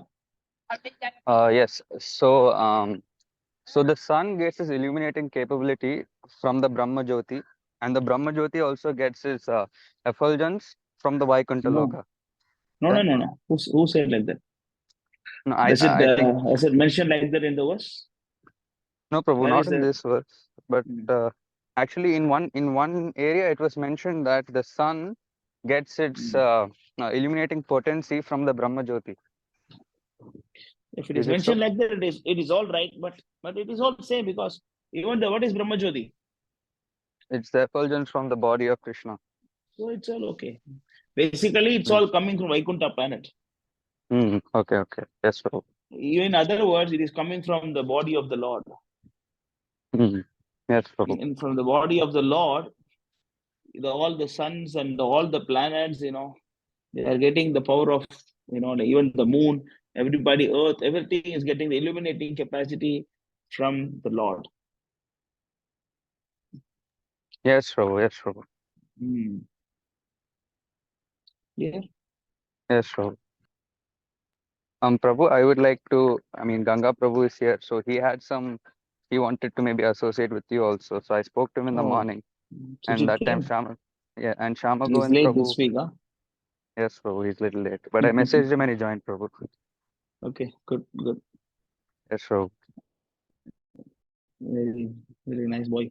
Practicing very nicely. How are you, Sujit Prabhu? How are you doing? Hare Krishna, Prabhu. Please accept my humble obeisance. All good. Yeah, Prabhupada. Dhanavad Pranam. What happened late today? You're busy. Yeah. Not busy, Prabhu. I forgot it, Prabhu. Sorry, I Prabhu. forgot, huh? Sorry No for the problem. No problem. How are you? You're coming very, very regular person for chanting, Sujit Prabhu. Every day Thank you, Prabhu. he comes for chanting. Very good. And you're also joining for reading sessions? Evening, you're going for reading sessions also? No, Prabhu, not very regularly, Prabhu. Because sometimes the reading session will be at 9 or 9, Prabhu. So I usually try to sleep at 9, Prabhu. That's why. Very good. If it is That's at 8 okay. or 7, then I generally join, Prabhu. Good. Wow, what time is reading session, Sami Prabhu? 9 o'clock, is it? Usually Before day is about at 8. Generally, what it is time at is it? 7:30, Prabhu. 7:30, yeah. Okay, let Sami Prabhu say what is that? What time it is? Before. Reading session. 1 second. I'm trying to see what is the Indian time. For Indian time, okay. Prabhu. What time it happens? 4 days it is 7:30, Prabhu. Manu Prabhu told me. Then it is somehow Yeah, it's went to 7:30. 8 or something, 9, Prabhu. Oh, it should not go to 9. 8 is all right. 8 is okay. Yes, 8 to 9, and don't go beyond that. Yes, so that everybody can, because otherwise, you're reading until 10 o'clock and then 10:30, and then, like you're sleeping 12 o'clock and you cannot wake up in the morning and sleep in the chanting time. It is not good actually. You try to hold early 8 o'clock so that people can join for chanting, reading. Yes, You try to work on this, Sami Prabhu. Yes, Sujit, carry on. Yeah, carry on. You spoke to Shyam Govind Prabhu today.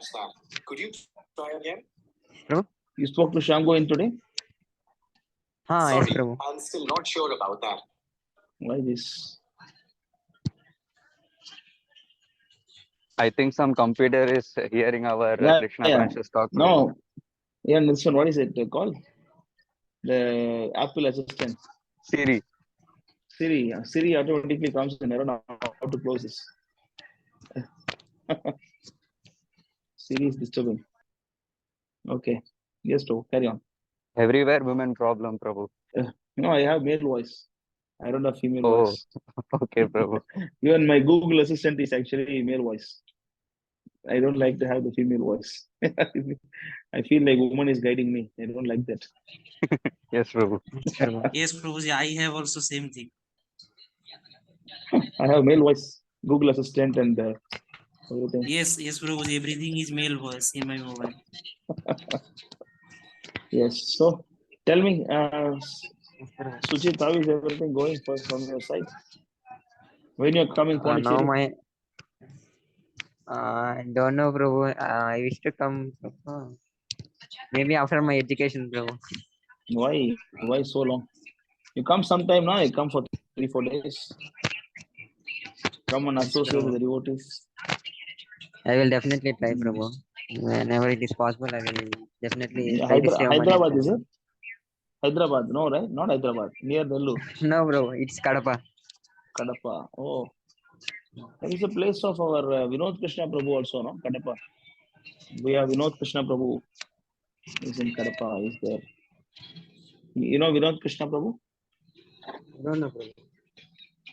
I will send you his number. He can talk to you. Prabhu.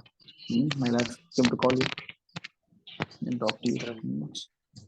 Which year you are doing now? Second year or third year? Third year, first semester, Prabhu. Third year, first semester. Okay, good. Keep up associating with devotees. Anything, you can always call me. Want to discuss something? Feel free. We can discuss.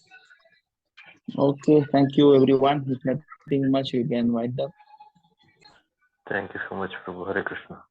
Hare Krishna. Vivek, you ready to come? Another Prabhu. 15 days? Prabhu. When Hare you Krishna, coming? Prabhu. I will. 20th, Prabhu. 20th, huh? Yes, Prabhu. Prabhu, one question. I mean, one doubt is there that Yes. if, I mean, when Yes. writing or reading, I can hear Prabhupada chanting or Bhagavatam class like that. It is, I mean, offense is there? Is there anything? If I hear while writing anything, college assignment or records. No, it's not. Only chanting time, don't do one more thing along with that. Chanting, you should do separately. But Okay. it's always, even I have the habit while dressing deities and while cooking or when I'm doing something, I always play Prabhupada lecture. In fact, there is actually Bhagavatam audio books available in because Bhagavatam audio books available. You all know, right? Bhagavatam audio books available. The whole Bhagavatam. No, Prabhu. Where is it available, Prabhu? Yes, I will send you the link. Yes, Prabhu. Can we download it, Prabhu? No, maybe you can download, I don't know. But you can just, I will send the link to you. Welcome, my fellow developers. Software development. I will send the link to you. Very permanent man. So this is actually Bhagavatam audio book. It has actually 337 videos, and every chapter of Bhagavatam with the translation and purport. It is just like reading only somebody on Western devotee, and he just reads the Bhagavatam. So when I'm dressing deities, when I'm cooking, and I just plug in earphones or speaker, and then I play Bhagavatam, and then I cook, or when I dress the deities, so that in this way our concentration is focused. So nothing wrong if you are hearing while writing something. It is always good, But chanting time, you cannot do this. You cannot chanting No, Prabhu, and I then will do not something. do. You cannot. I will not do that time, Prabhu. I will not do. It is good if you can hear this one is good because some devotee has the habit of playing kirtan when they are cooking or serving, but I'm not a big fan of that idea because the philosophy is much more better. The philosophy has to go inside your head because that is very, very important than the kirtans. Yes, Prabhu. Yes, Prabhu. Yeah, we have a philosophy, kirtan. I have sent the link. Whoever wants that, you can take the link, and then you can use it. Or you Yes, can choose 1, 2, 3, 4 like that. But gradually you just go. Or if you want to go to specific chapter, you can go to that chapter also. You can do that. Yes, Okay. Prabhu. Like actually, Prabhu, like whenever I have my assignments or like one of the exams we have is open book, and sometimes we might have a theory subject. So in theory means just copy paste. So whenever theory subject comes, I'll be very, very happy. Not because that I can score marks, it's because that I can like write for so many hours, and all those hours I'll be listening to lectures. So like that, when I had chemistry last semester, I finished like every week Thursday in Nimanita Prabhu used to make the classes. So that time I used to hear 3-4 hours, and then I used to like write full day, then keep hearing. Then after that, I closed my book. I don't even remember what I wrote, but then I remember the lecture. But it was very nice, Prabhu. Yeah, I can hear always. It is always good. You can do that. Anything from Me Vivek too, Prabhu? Prabhu.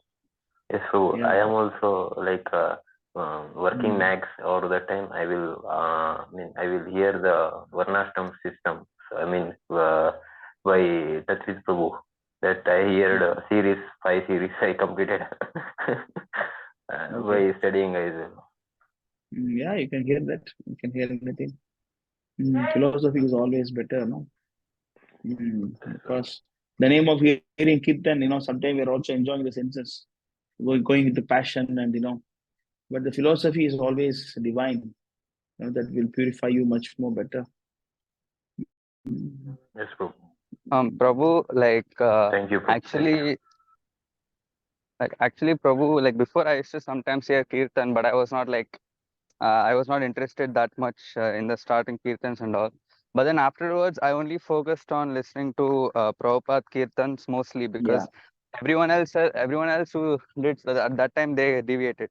So I only hear Prabhupada kirtan, and I only hear only the Guru Ashtakam I hear from Vishnudan Swami, but all others I only hear Prabhupada kirtan. So is this a right way of approaching? Because even No problem. subtly, No, even other kirtan also okay, Prabhu. Nothing wrong in that. Harinam is always Harinam. We cannot think like that. It's always, but I feel philosophy is better, so that of course, when the Harinam is coming from Prabhupada voice, there is completely transcendental. It's a pure devotee's touch. That no match for kirtan in Prabhupada voice. Yes, that is the best boon one can get by hearing it always. Yes, Prabhu. Yes, Prabhu. Prabhu, I have one more question, Prabhu. Can I ask? Yes. Prabhu, so as I was listening to lectures from Tattva Prabhu and then Nimainitai Prabhu also, so and some, of course, in Vani course also I read some. So it's a fact that one cannot even be considered a Kanishta without initiation from a bona fide spiritual master and surrendering on to the authorities and so on. But even the Kanishta platform is a very risky platform wherein most people, it'll be difficult for even the Kanishta to remain stable. So the only Madhyama platform and the Uttama platform, of course, Uttama, no question, cannot happen. And Madhyama platform also, a strict Madhyama, Tattva Prabhu said that he will never fall and he'll remain in the position of stability or more. So how can one rise to the platform of Madhyama and remain stable? Yes, You want to go to second class platform, of course, you have to go above the third class platform. That is by sadhana bhakti, by doing sadhana, by understanding more. It's a gradual process. Third class. See, by the symptoms you can understand, the symptoms of all the 3 levels of bhakti, right? Yes, Prabhu. By symptoms you can understand where you are. What is the verse?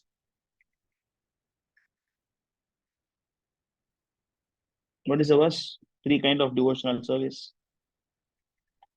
Don't know, Prabhu. But you just shared, Prabhu, it. But I read the verse, but I did not note where, exactly. It's important verse. Yes, Prabhu.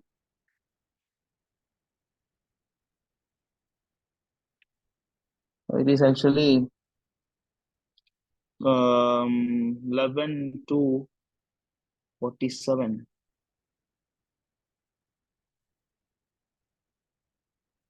11 to 47. Or you go from 45, 11 to 45. 11 to 45 explains devotional service in mode of goodness. Greatness. Yes, Prabhu. Just 1 minute, Prabhu. Yeah. Sri Havir said, the most advanced devotee sees within everything the soul of all souls, the Supreme Personality of Godhead, Sri Krishna. Consequently, he sees everything in relation to the Supreme Lord and understands that everything that exists is eternally situated within the Lord. So if you are in this position by your sadhana bhakti, it means you are very advanced. You have to see Krishna in everything. You don't see anything devoid of Krishna. If you reach this stage by devotional service, you are in pure devotional service. You are a most exalted devotee. Next one. Yes, Prabhu. Yeah. An intermediate or second class devotee called Madhyamadhikari offers his love to the Supreme Personality of Godhead. Is a sincere friend to all the devotees of the Lord, shows mercy to ignorant people who are innocent, and disregards those who are envious of the Supreme Personality.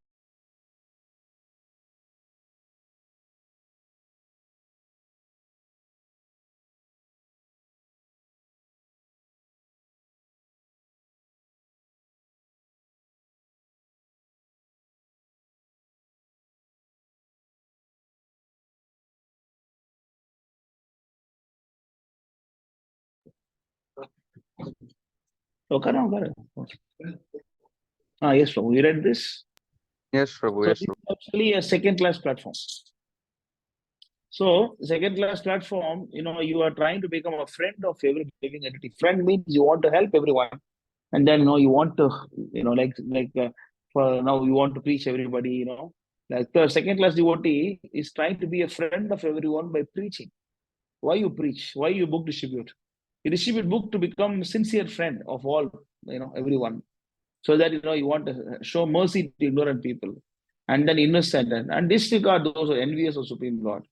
So this is actually a second-class platform. In first-class platform, there is no disregards. You don't disregard anybody. You see, everybody is better than him. A first-class platform, he always sees that, oh, I'm not devoted. Like Narottam Das Thakur, Bhaktivinoda Thakur, how they feel. I'm useless. I don't have power. I'm the lowest. I'm worse than Asura. They are all exalted, better than me. Even Jagai Madai went back. I did not go back. They are better than me. This kind of thinking. Like you get that is first class, and the second class platform, and you are Madhyama Adhikari, and then you are. So you have to see what qualities you have. If your interest to preach increases, it means you are second class. If your interest to associate with the devotee increases, it means you are in second class. And then if your interest actually to hear Bhagavatam and Bhagavad Gita and then associate with the devotees, if it's increasing, you have to understand actually you are in second class, Madhyama Adhikari platform. Okay, next verse. Yes, Prabhu.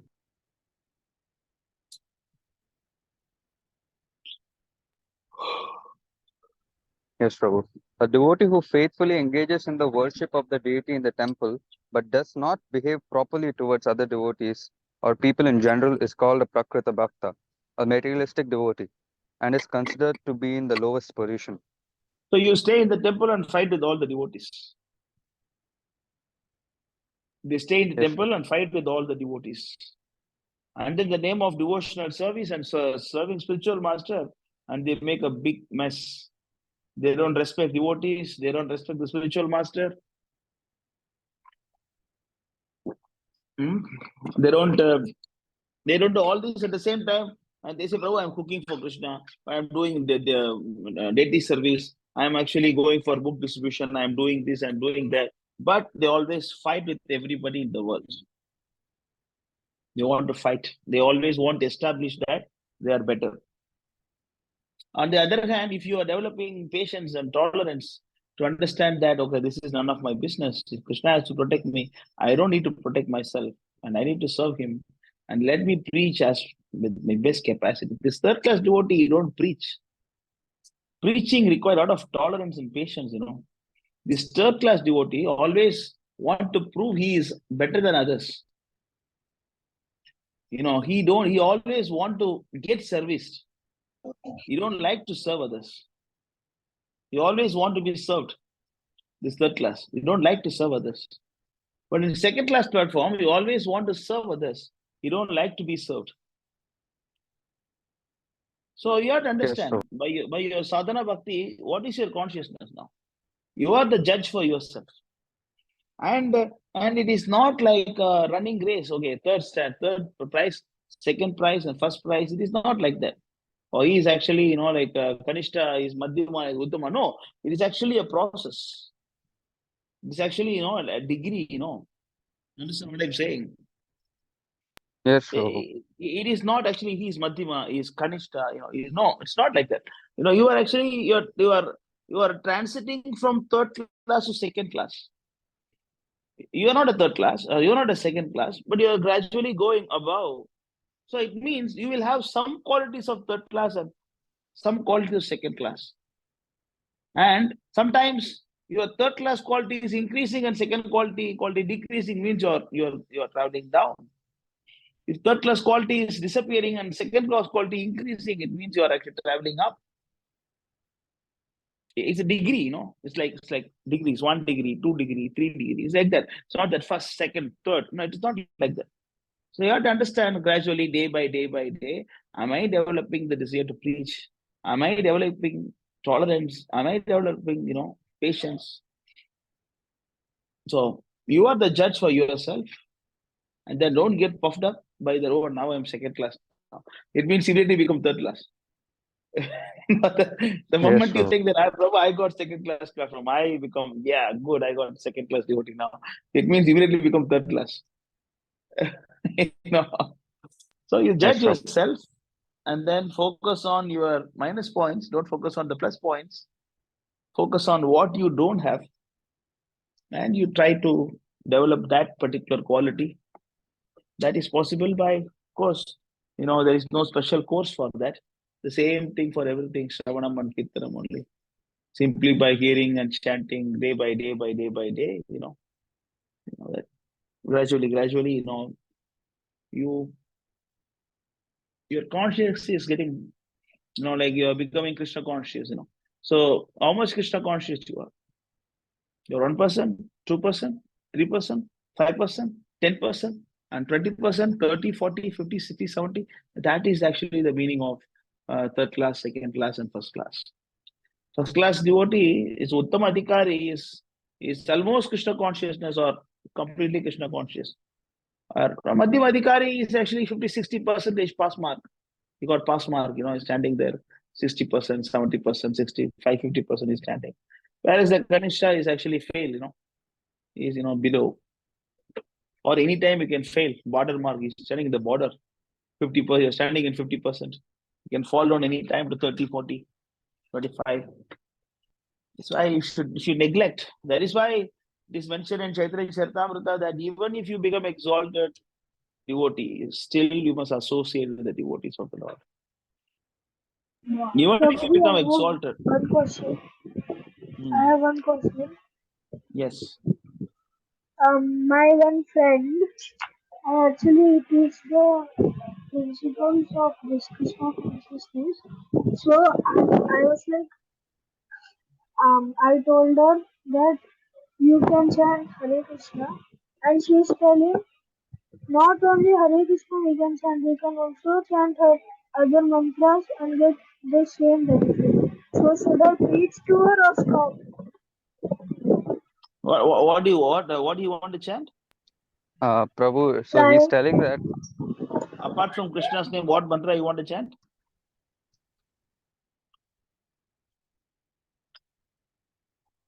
Along with Hare Krishna mantra, what you want to chant? She's telling me that not only Hare Krishna mantra, even other mantras can bring the same result. So should I preach to her or should I stop? First of all, if it is her, means stop. Him means you preach. We don't need to preach to any her. Yes, Prabhu. I also have the No need to preach to any her, Preaching to woman is very dangerous. Better don't do this. Let them do whatever they want, And you will preach and you will be preached. Of course, you're too young for that, but this is not required. We don't need to preach to any woman. Not required. Unless they are your sister or your mother, in that case it's okay. Otherwise, no need. You just help only man. Don't help any woman. It is very, very contaminating. They're just by talking to them, you will get disturbed. Because the women are by nature they are frivolous. They always agitate you. That is their nature. So it is especially when you are getting teenage now, you're getting inside the 13, 14. Oh, this age, you should be very, very careful. Your butterflies will start flying from your body, by seeing opposite sex. Wow, So, so if it is her means that don't do anything. Don't even Hare chant. Krishna, Prabhuji. Don't even teach Hare Krishna mantra also. I'll come back to you, Saurabh. Okay. So, but Okay, otherwise, the answer is that, of course, this Hare Krishna mantra is, giving benefit. You have to see a person. If a person is a very adamant fool, then let him chant Hare Krishna mantra also, no problem. At least let him do this. If he's a little bit intelligent, then you show the verses and try to give some sense, how this is I different. also preached to my friend who is a boy, but he eats non-veg on Sundays. You do what? He eats He eats non-veg. non-veg. No problem. Let him eat non-veg. Let him chant Hare Krishna mantra. Okay, He will Prabhu. give up. He will give up. Don't worry about that. See, the fourth principle comes later. Prabhupada said the first principle is to chant Hare Krishna mantra. You don't Okay. don't discourage someone. Oh, you are a drug addict. Oh, you are a meat eater. Oh, you are actually gay. Oh, you are a lesbian. Oh, you are this, you are that. Don't discourage anybody with any of this. Whatever it is, the solution is to chant Hare Krishna. Whether it is one person is sinful or pious, whatever the solution is, because some devotees they go too much into vegetarian. Oh, you should be vegetarian. You should be vegetarian. I say that even Garuda is not vegetarian. I don't think Garuda is vegetarian. He's a carrier of Lord Vishnu, right? All the Yes. snakes are afraid of Garuda, and Krishna is sitting on Yes, him. Prabhu. Yeah, this is actually. Yeah, of course, doesn't mean that we should start eating meat now. I don't say that. What I'm saying is that your primary focus is to serve the Lord. By serving the Lord, we get purified. So you should not go to some vegetarian movement or something. We should not do this. Whatever it is, you have to chant Hare Krishna. That is the thing. Yeah, carry on, Ayush Prabhu. You understand this? Yes. So try not to associate with a woman. Try to associate not at this age. At this age, you focus on learning the philosophy, learn the slokas, and memorize Bhagavad Gita slokas, and then Ishopanishad and Kunti Maharani prayers, like that you focus. Your focus should be on that. Because the moment the woman comes, then all this will stop. So there is a time for that also, after you reach some 20 years old, that time we decide whether, you want to be brahmachari, you want to be grahastha.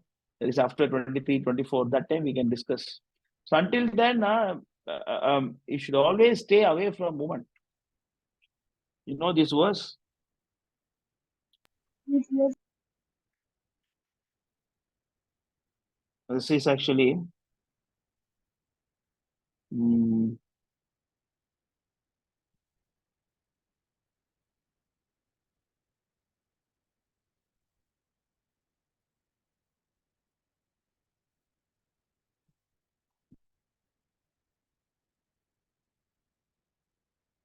Madhya Lila, Antya Lila 2:118. Antya Lila 2:118.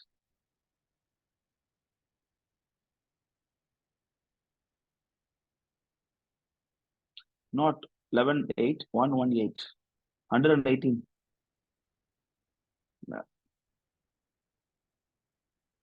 Can you read this? Ayush Prabhu? Okay, Prabhu.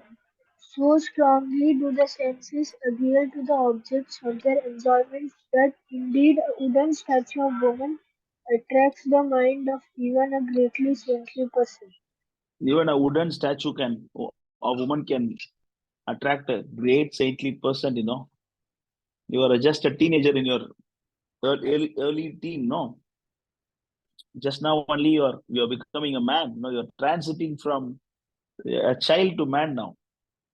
13, 14, 15 years, you are transiting from your boyhood to youthfulness. In this age, you should be very, very careful about not to associate with women. You can also go to 3rd canto, 31st chapter, verse number 35, around 35, 3, 31,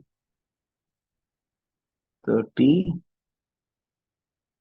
35. Read this. The Or, yeah. infatuation and bondage which accrue to a man from attachment to any other object is not complete as that resulting from attachment to a woman or to the fellowship of women who are fond of women. Sujit Prabhu, you are there? You are there, Sujit? Yes, Prabhu. Read this verse. Read this verse. Yes, sir. Read the translation. The Can you read? Yes, Prabhu. Read this. Translation. Where, Prabhu? Yeah, translation. Read the Great translation. When the living entity become with No. it can. The infatuation and bondage which secure to a man some attachment to any other object is not as complete as resulting some attachment to a woman or to the fellowship of men who are fond of women. So if you are associating with woman, that is very dangerous. Infatuation and bondage which accrue to a man, it is not as complete as this of associating with woman. No, go back. Read the purport. Read the purport. Can you read, Sujit? Yes, Prabhu. Yes, Prabhu. Attachment to women is so contaminating that Read one loud. becomes Read louder. attached to the condition of material life, not only by the association of women, but by the contaminated association, contaminated association of persons who are too attached to them. There are many reasons for our conditioned life in the material world, but the topmost of all such causes is the association of women, as will be confirmed in the following stanzas. See, this is a In Kali Yuga, topmost. association with women is You very. understand this? You understand this? Yes, This is Prabhu. a topmost contaminating thing is to associate with woman. Do you understand this? Yes. Yes, Prabhu. Yeah. Okay. Carry on. Next paragraph. In Kali Yuga, association with women is very strong. In every step of life, there is association with women. If a person goes to purchase something, the advertisements are full of pictures of women. The psychological attraction for women is very great, and therefore, people are very slack in spiritual understanding. The Vedic civilization, being based on spiritual understanding, arranges association with women very cautiously. Out of 4 social divisions, the members of the first order, namely Brahmacharya, the third order, Vanaprastha, and the fourth order, Sannyasa, are strictly prohibited from female association. Only in one order, the householder, is there licensed to mix with women under restricted conditions. In other words, attraction for women's association is the cause of material conditional life, and anyone interested in being free from this conditional life must detach himself from the association of women. See how powerful it is? You know how powerful it is? Yes, Prabhu. Yes. So you should be very, very careful about associating with Brahma. I'm associating with woman. The next verse also you can see.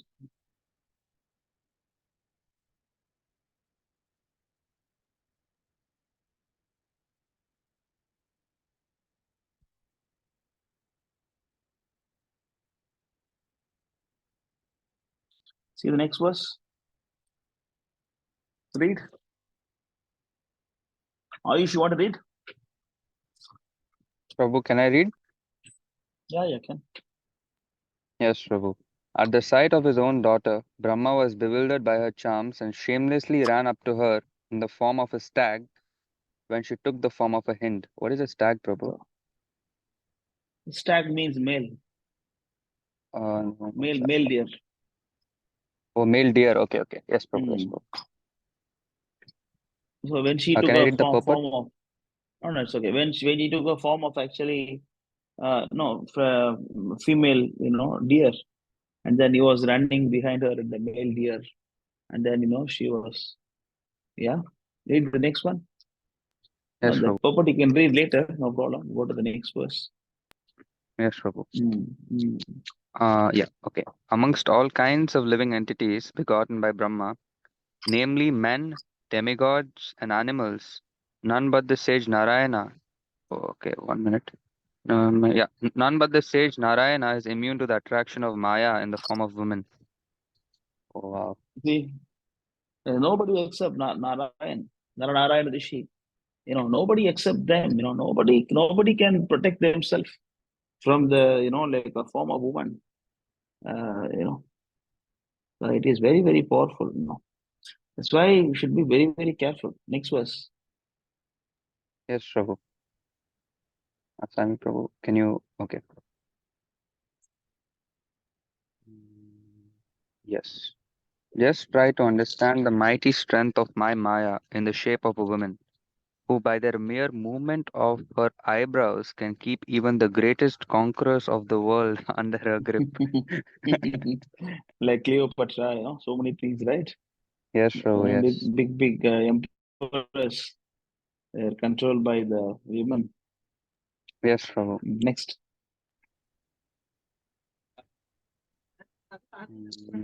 Yes. Yes, okay. One who aspires to reach the culmination of yoga and has realized his self by rendering service unto me should never associate with an attractive woman, for such a woman is declared in the scripture to be the gateway to hell for the advancing devotee. Oh, wow. Oh my God, Prabhu. If you want to go back to Godhead, then don't associate with women. It will start by the name of preaching. Prabhu, I'm preaching.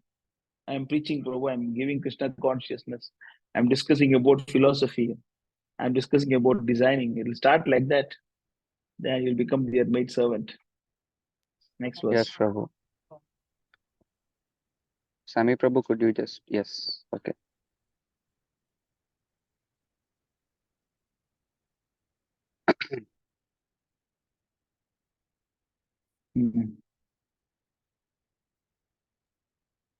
Yes, this one. Okay. The woman created by the Lord is a representation of Maya, and one who associates with such Maya by accepting services must certainly know that this is the way of death, just like a blind well covered with grass. This is how they trap the elephant, no? Yes, This is Prabhu, how yes, they trap Prabhu. the elephant. Yes, So the Prabhu. blind well. Can I read this one, Prabhu? Yeah, continue. Yes, Prabhu. Yes, okay. Okay, yeah. A living entity who, as a result of attachment to women in his previous life, has been endowed with the form of a woman, foolishly looks upon Maya in the form of a man, her husband, as the bestower of wealth, progeny, house, and other material assets. So, Prabhu, so for a man, woman is Maya. For a woman, man is Maya, right? Yeah. Yes, Prabhu. Oh, that is there, but especially women is very dangerous. Yes, Prabhu. Yes, Prabhu. I don't want to get married, Prabhu. I've seen my dad and mom fighting. I don't want. I don't say that. It's your wish. You can decide. This is the worst. If you touch the fire, it will burn your hand. Whether you want to touch or not is your wish. Okay. No, Prabhu. Anyway, it goes on like that. So it goes on like that. That's why you should never ever associate with women at any stage. Don't worry about them. No need to be so much merciful and start preaching to women, then you will fall down. You better safeguard yourself better. Yes, Prabhu. Yes, Prabhu. Prabhu, like, can you Look, just I'll share? see Ayush Prabhu. Ayush Yes, Prabhu, is Prabhu. it done? You understood the answer? Ayush Prabhu, you're there? Oh, he's not here anymore. It's not here anymore. It's not here, Prabhu. Yes, Karthik Prabhu, tell me. Prabhu, actually, I think a few Ishtagoshtis ago you shared the verse, right? That even a great saintly man should not sit next to his, his daughter, his mother, or even his sister. Yeah. So can you just share that verse again, Prabhu, because it is a little difficult.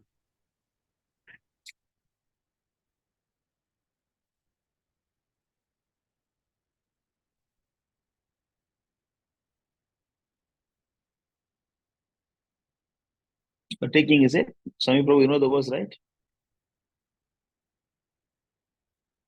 Yes, Prabhu. You got. What is the verse number? I'm looking it. 9, 19, 17. Yes. 9, 19, 17. Show the verse.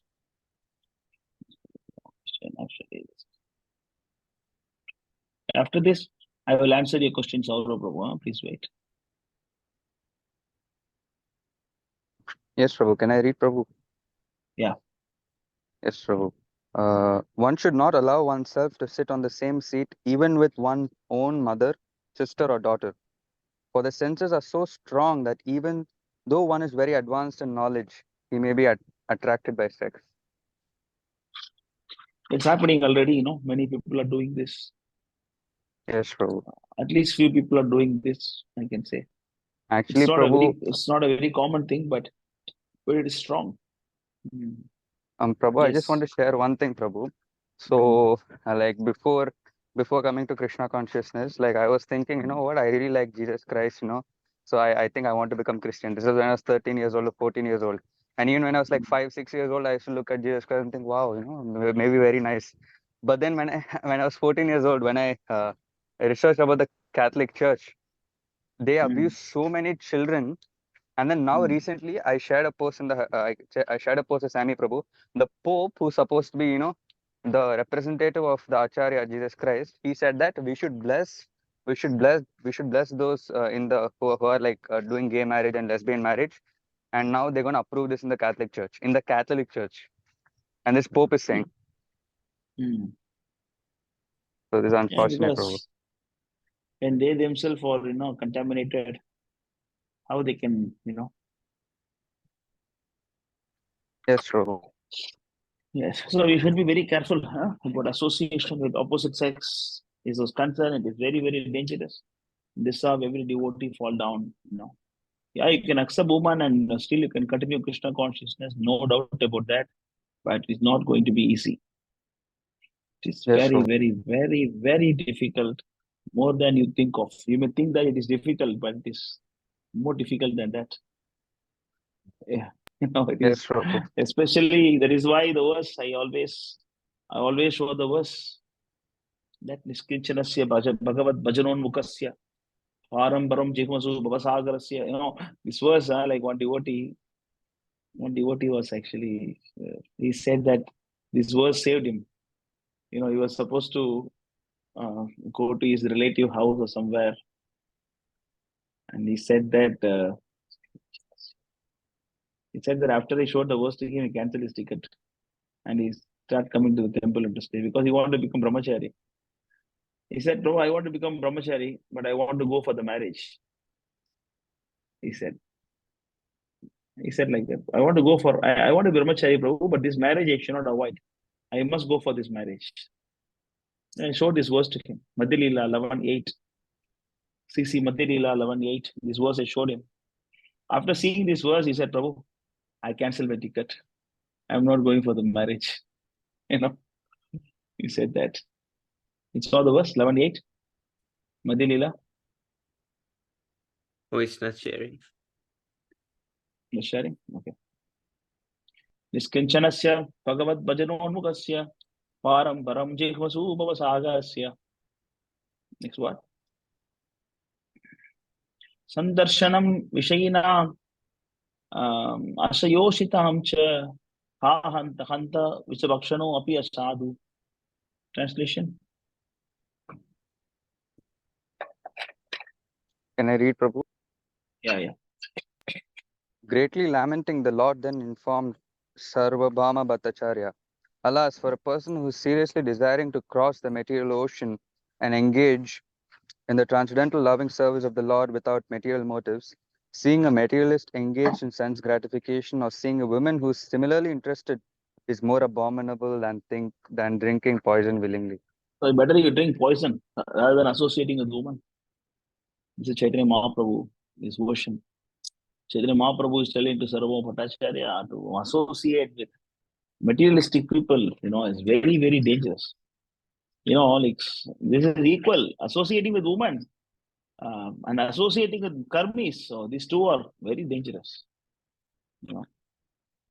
Actually, once what happened, Jagannadas, Gaurav Kishudas Babaji Maharaj, he was in Kulia Gram, and then he was there, and then suddenly, because everybody always disturbed him, they always disturb him, Maharaj, please give me blessings, give me blessings, give me blessings. And then we want to chant Hare Krishna. No, not Hare Krishna mantra. Please bless me for this. I want money. I want this and that. He always get disturbed with all these karmi people. So what he did is that he went to that place, Dharamshala, where people pass stool, and then he went there and locked the door. And then he did not come outside because nobody will come and disturb him to that side. Went and locked himself, and then he was chanting Hare Krishna mantra inside. And then everybody came. Some Babaji, what you're doing here, please come outside. We'll make you a nice bhajan kutir for you. Don't be inside. It is so stinky, so smelly, so dirty. Why you want to be there?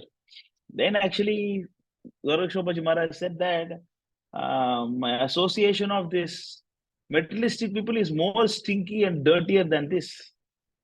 This is not dirty. This is not stinky, actually. You're saying that. So that is how the devotees see. We don't see it because we got used to this human association and like materialistic association. But acharyas, they don't see like this. Yeah. Yes, Prabhu. Yes, Prabhu. Yeah. Yes. So can we answer Saurav question? Okay, Hare Krishna Prabhu. He is there, Saurav? He is there? Okay. Okay, Hare Yes, Krishna Prabhu. He's there. Prabhuji. Okay. So this is a long question. Actually, this question I had on my mind since the time I started to follow Srila Prabhupada. The question is, we all know Krishna is Supreme Person, and from him every Jivatma, a spirit soul is coming. Then what is this Nitya Siddha soul and Nitya Baddha souls? If outside Krishna or our spirit soul and minute in their existence, and some spirit soul eternally liberated and some eternally conditioned. From where this distinction is coming? And my second question is actually, what is Shakti Aveshavatar? So this Nitya, you see, this material world, we have two kind of people. One is Nitya Siddha, one is Nitya Baddha, right? So Nitya Siddha devotees, they're always in Krishna consciousness. So they don't need to come to this material world, but they also come here. It is just like the prisoners and jailers.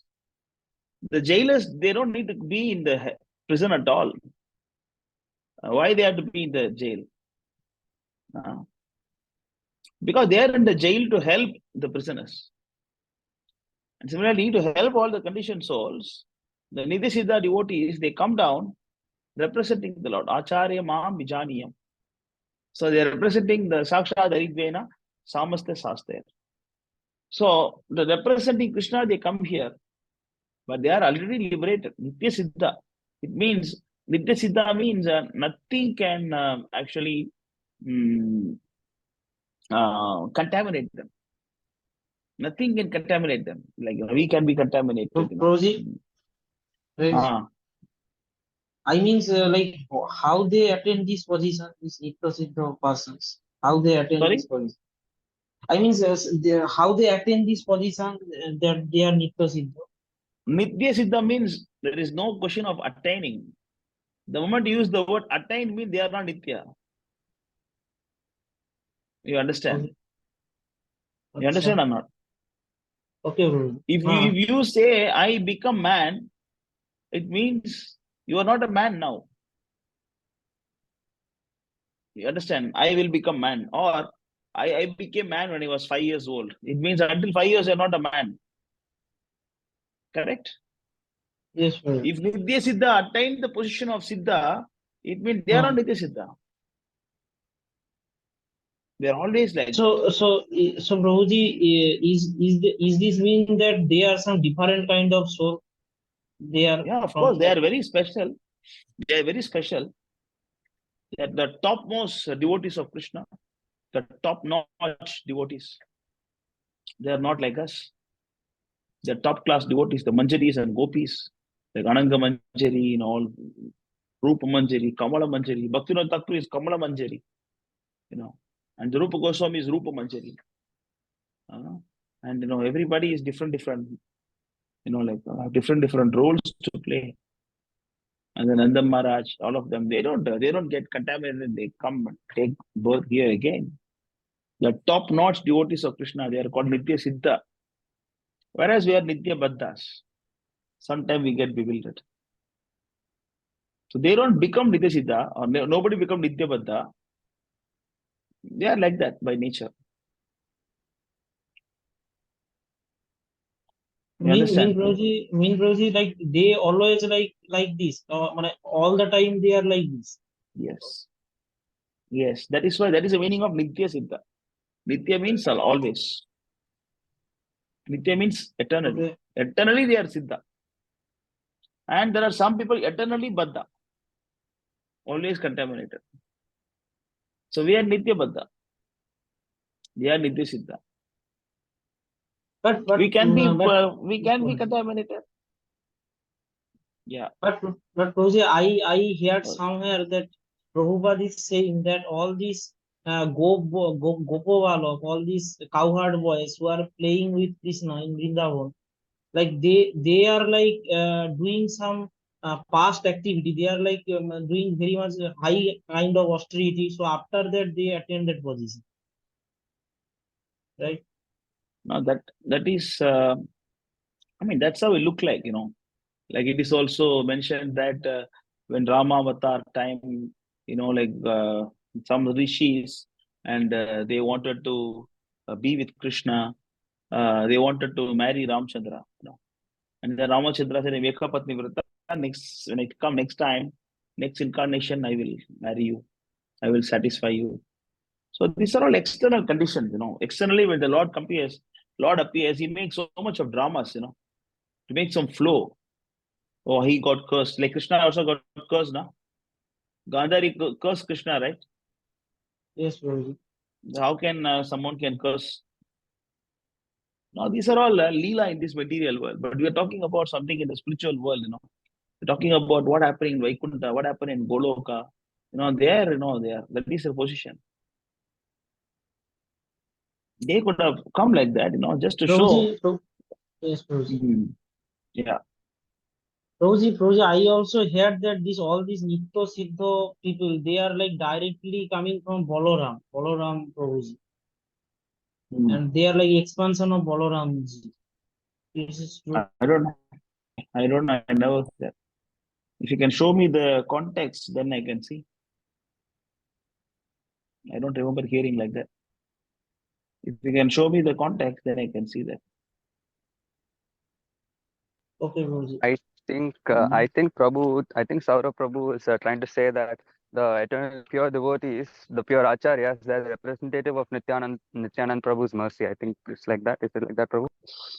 Yes, But that is Prabhuji. different understanding. That is different understanding because Nityananda Prabhu is actually the original Guru. Yes, Adi Prabhu. Guru. For example, we say that Yes. all glories to Guru and Gauranga, right? Yes, Prabhu. That Guru is not meaning Prabhupada. That Guru is maintaining Nityananda Prabhu. Okay. Yes. All glories to Guru and Gauranga, mean Nityananda and Gauranga. Gaurnatai. Because Nityananda Prabhu is Adi Guru. Balaram. So in that case, we can say that a spiritual master is representing Balaram. That you can say. In that context, we can accept that. It's not that they are coming from Balaram, not coming from Krishna, not like that. Everybody is, coming from Krishna only. So of course, through Balaram, material creation happens, Even everything happened through Balaram only, Krishna has nothing to do, Krishna don't want to waste his time by creating maintenance, and he is very busy playing with his friends. Even Prabhuji, this Balaramji is also expansion of Krishna, right? Yeah, correct. It's first expansion. It's the first expansion of Krishna, and the reason of expansion is that, in fact, it's not even Balaram, it is Baladev. Baladev, Baladev only all this, four, like Sankarshan, Pratyumna, Aniruddha. But the original Balaram is in Goloka Vrindavan, he is with Krishna always. But this Baladev is expansion of Krishna, and then, he is actually the reason of creating the Sankarshan, Aniruddha, Pratyumna, Vasudeva, Vaikuntha-adhipatis, and then Garbhodaka Sai Vishnu, Shirodaka Sai Vishnu, and all these things. It's all happening by him. So this is how it happened. So spiritual master is actually representing Nityananda Prabhu. In that case, representing Balaram. That is the understanding. Clear? So Prabhuji, this Nitya Siddha, Nitya Bodha means Nitya Siddha soul means they are always like this. They are some special soul, right? Yes, they will never get contaminated. Even though like Bhaktivinoda Thakur, he got married and then he was a magistrate. And he Yes, got, yes. you know, like because of Bisakisen, you know, he got some problem, health problem, and then he got old age, and then, you know, these are all outside, but they never get contaminated by any of this. Prabhupada also got three heart attacks. He was running business. He got children. Yeah, but they're liberated. But they just come and play the different roles. Different roles they play. So Prabhuji, this means that they are not like some ordinary soul like us, right? They are different from us. Of course, as I told you, no, yes, they are not like us. Okay, Prabhuji, then they are actually the Saktaves over there, right? They are actually Saktaves over there. Yeah, we can say like that. We can say like that. Sometimes not. But definitely they are empowered. There's no doubt about that. But avatar or not, that is a question mark. They may not be avatar. Even Acharya is avatar only. You know, there is different avatar. It's not like other Acharya Mam Bijaniyam. You can show the verse. Acharya Mam Bijaniyam.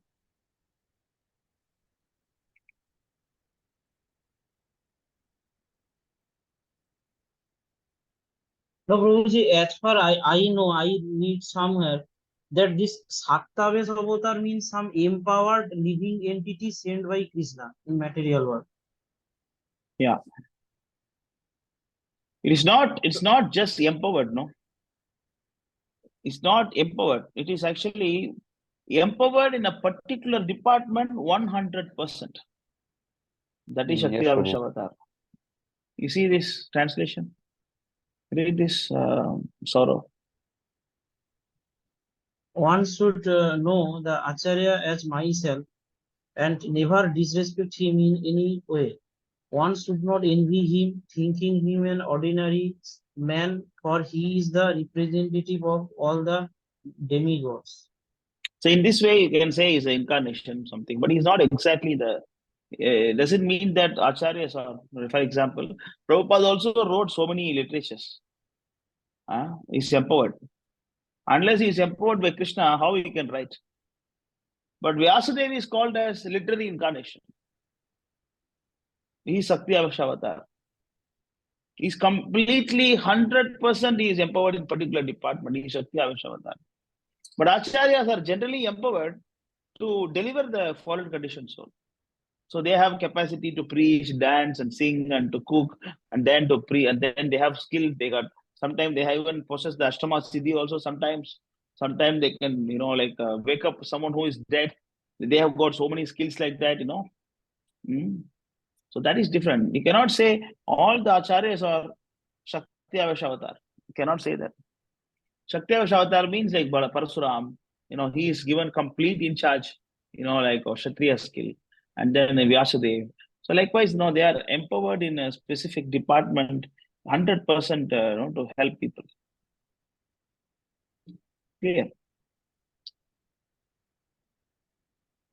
So Prabhuji, this many person is saying that this our Prabhupada is possibly a Saktaves avatar. Yeah, I heard it, but there is no proper evidence to confirm that. He's definitely pure devotee of the Lord. Definitely not. He is empowered by the Lord, no doubt about that. Without the Lord empowering someone, actually there is one verse is there.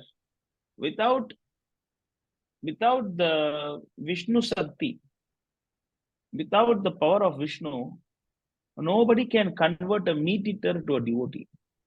There is a specific verse, I don't remember that. Vishnu Sakti Vina, I think it goes like that. Without Vishnu Sakti, nobody can deliver a meat eater to a devotee. So Prabhupada did this, right? Prabhupada went to Korea, went to America, Russia, all the countries. And then, he converted. So we have to understand that. That he is not a normal person. But he is Shakti Avatar or not, that I don't know. But of course I've heard people saying that.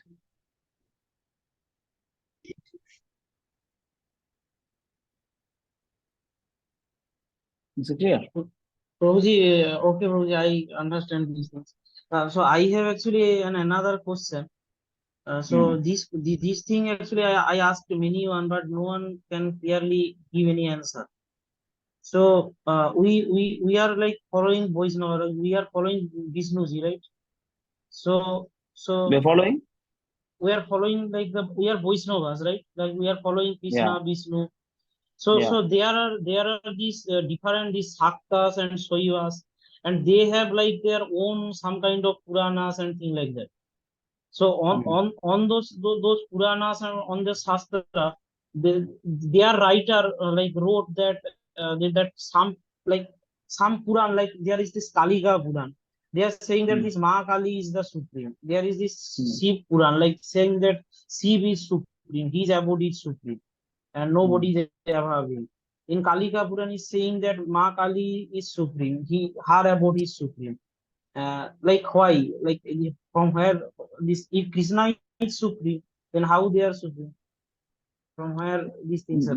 Before that, can you go to that chapter, Nectar of Devotion, chapter 25, under the topic eternal perfection? Can you show that?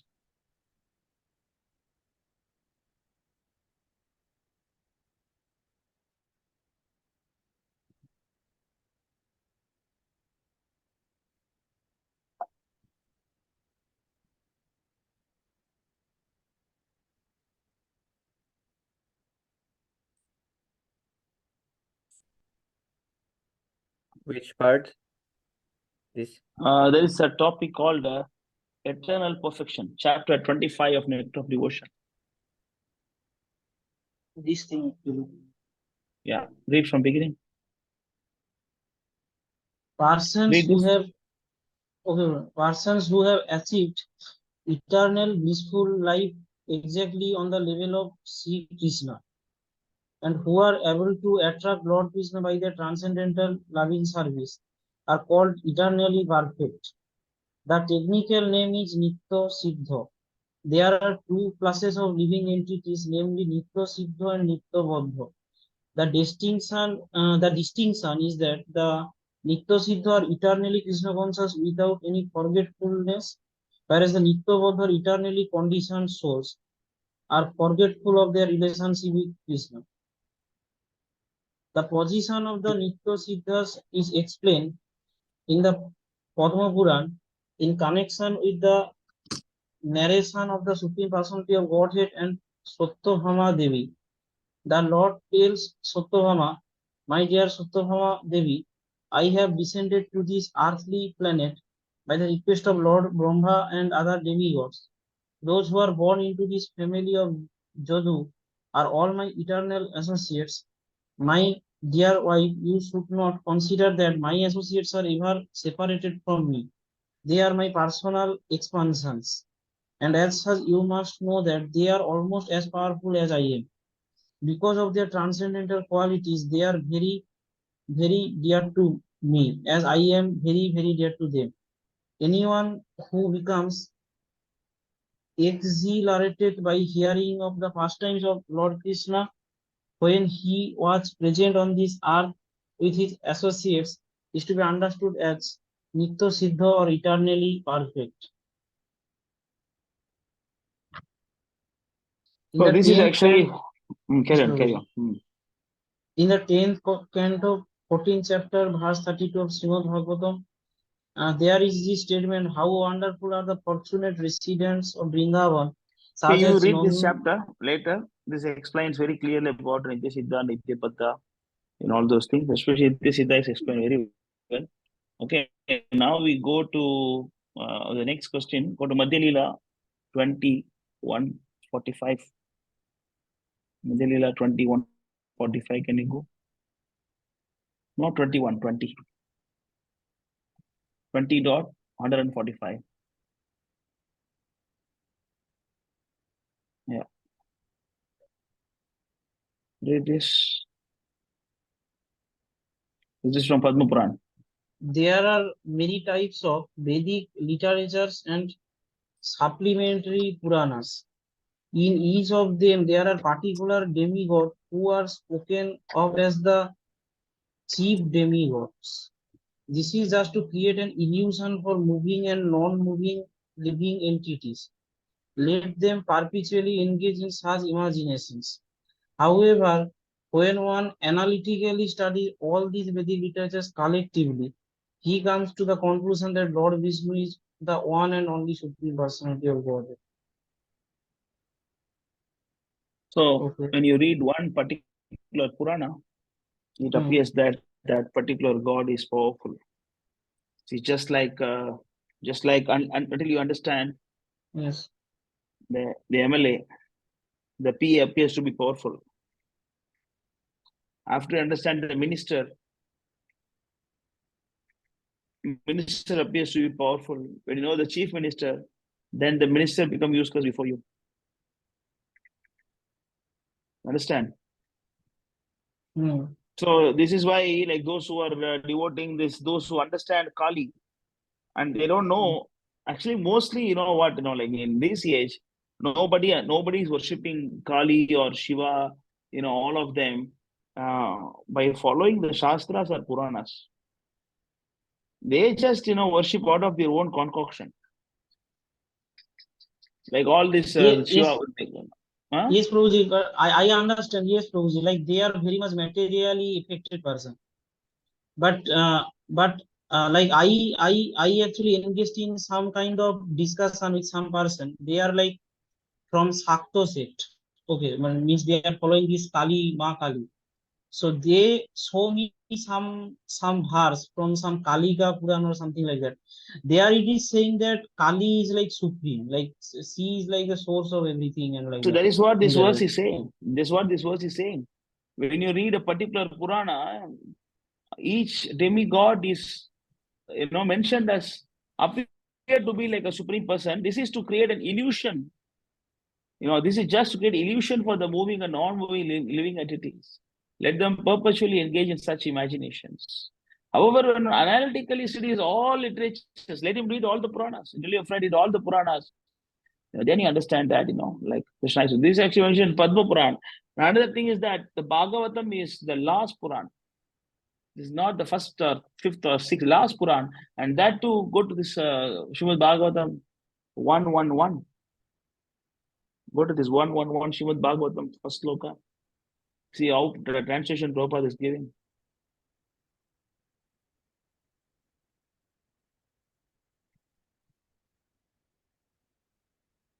So Prabhuji, is this means that those Purans, the writer of those Purans actually don't know anything. They are fools, right? No, all was written by Vyasa only, no. See, the Vedas means what? The Puranas and Vedas are written for different kind of people. No, I'm not Prabhuji. I means this Kalika Puran, Shiva Puran, these things are not written by Vyasa. Yeah, Shiva Puran written by Vyasadeva only. All 18 Puran written by Vyasadeva only. There is one literature called Devi Bhagavatam. That is also done by Vyasadeva. All the Puranas are done by Vyasadeva. And after writing all these things, he was not happy, He was thinking, something is missing. Because he was writing all the Puranas and showing that by worshipping all Devi and all the Shiva and how you can get material satisfaction. This is what he was writing in all the Puranas. But he did not write about going back home, back to God that much. Writing all the Puranas only how to be happy in this material world. And that is why this Bhagavatam is called as Puranam Amalam. Amalam means there's no dirt. It is completely pure. It is completely pure. I think next verse. I got next verse.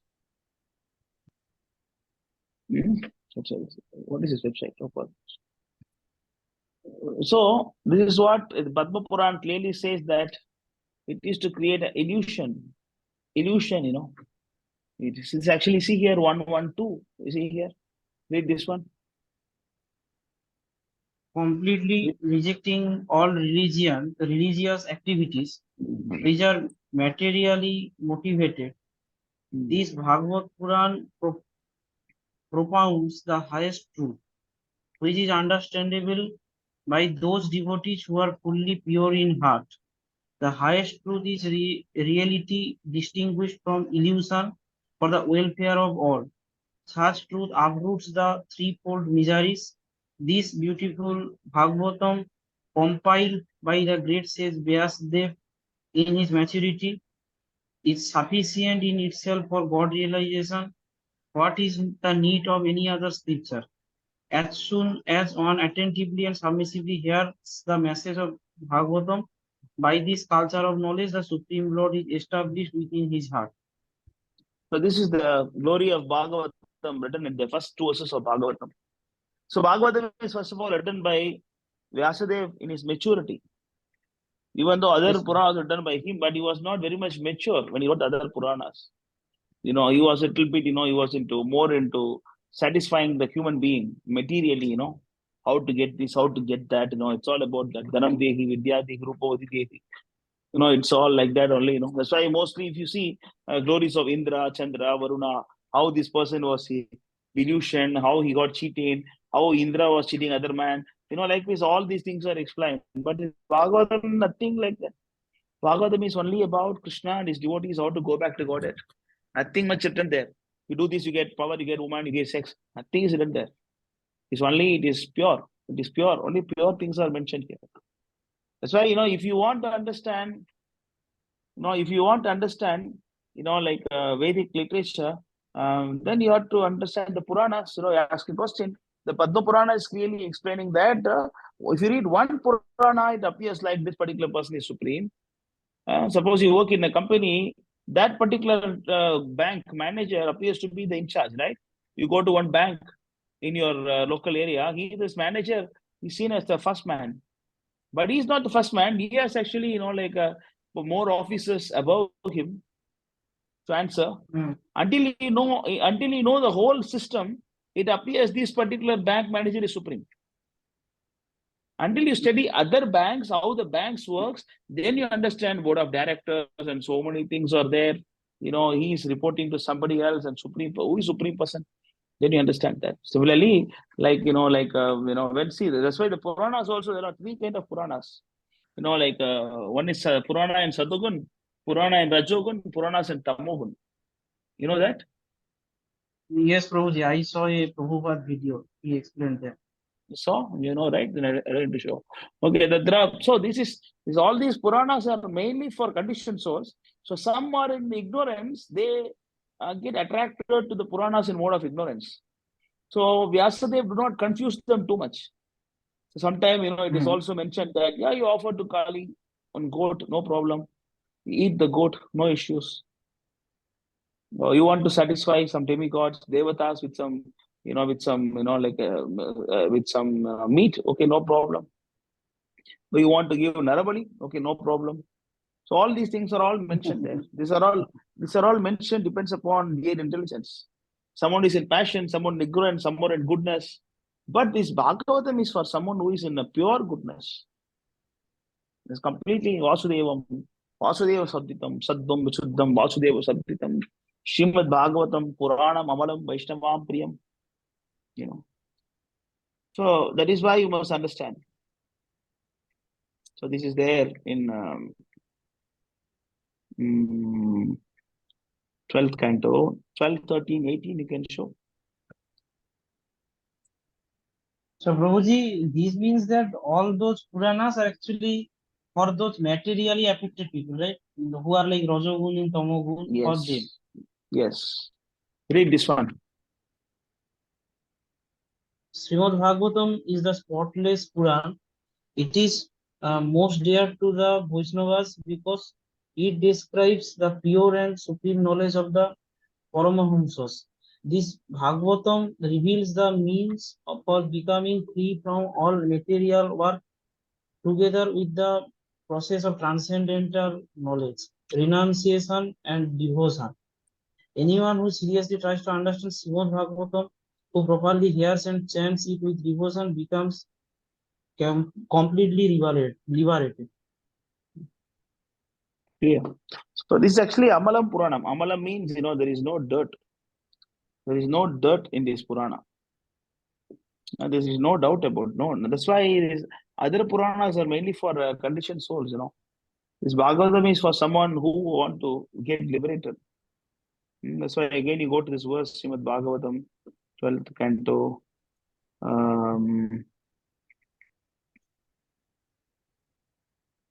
13th chapter, 59th verse.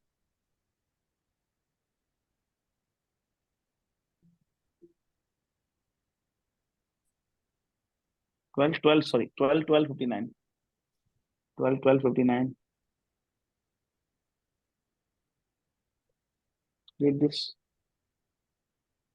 One who with undeviating attention constantly recites this literature at every moment of every hour, as well as one who faithfully hears even one verse or half a verse or a single line or even half a line, certainly purifies his very self. So this is Bhagavatam. Bhagavatam is about only purifying yourself. All other Puranas, they are actually meant for how to maintain this material world, how to be happy here, how to do this yajna, how to do that yajna, how to win over the kingdom. All these things are mentioned.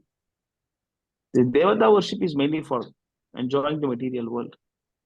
You can go to Canto 2, Chapter 3, verse number 3.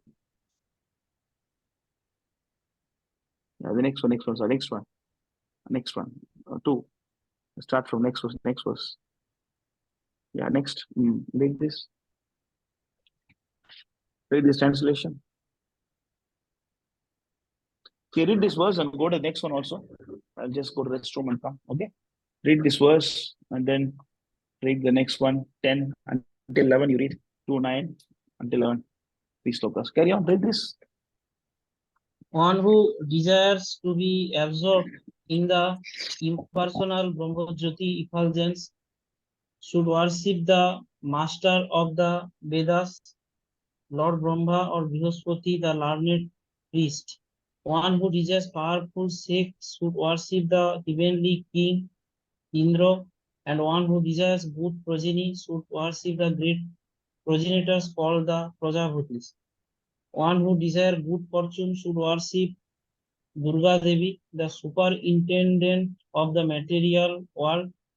One desiring to be very powerful should worship fire, and one who aspires only after money should worship the Vasus. One should worship the Rudra incarnation of Lord Shiva if he wants to be a great hero. One who wants a large stock of grains should worship Aditi.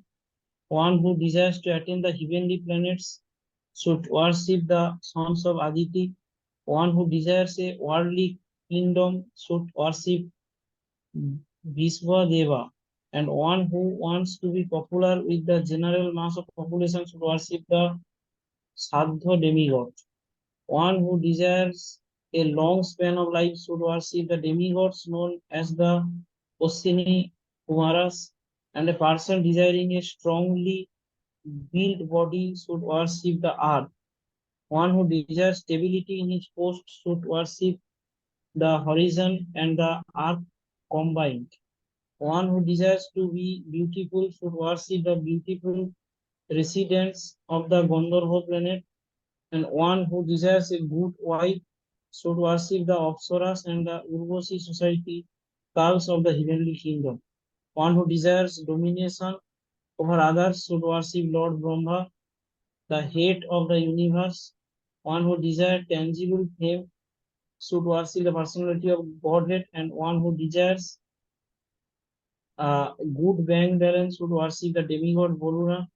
If one desires to be a greatly learned man, he should worship Lord Shiva. And if one desires a good material relation, he should worship the chaste goddess Uma, the wife of Lord Shiva.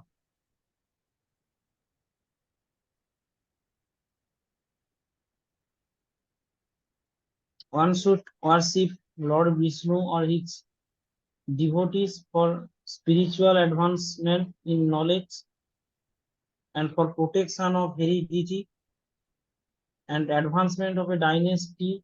One should worship the various demigods.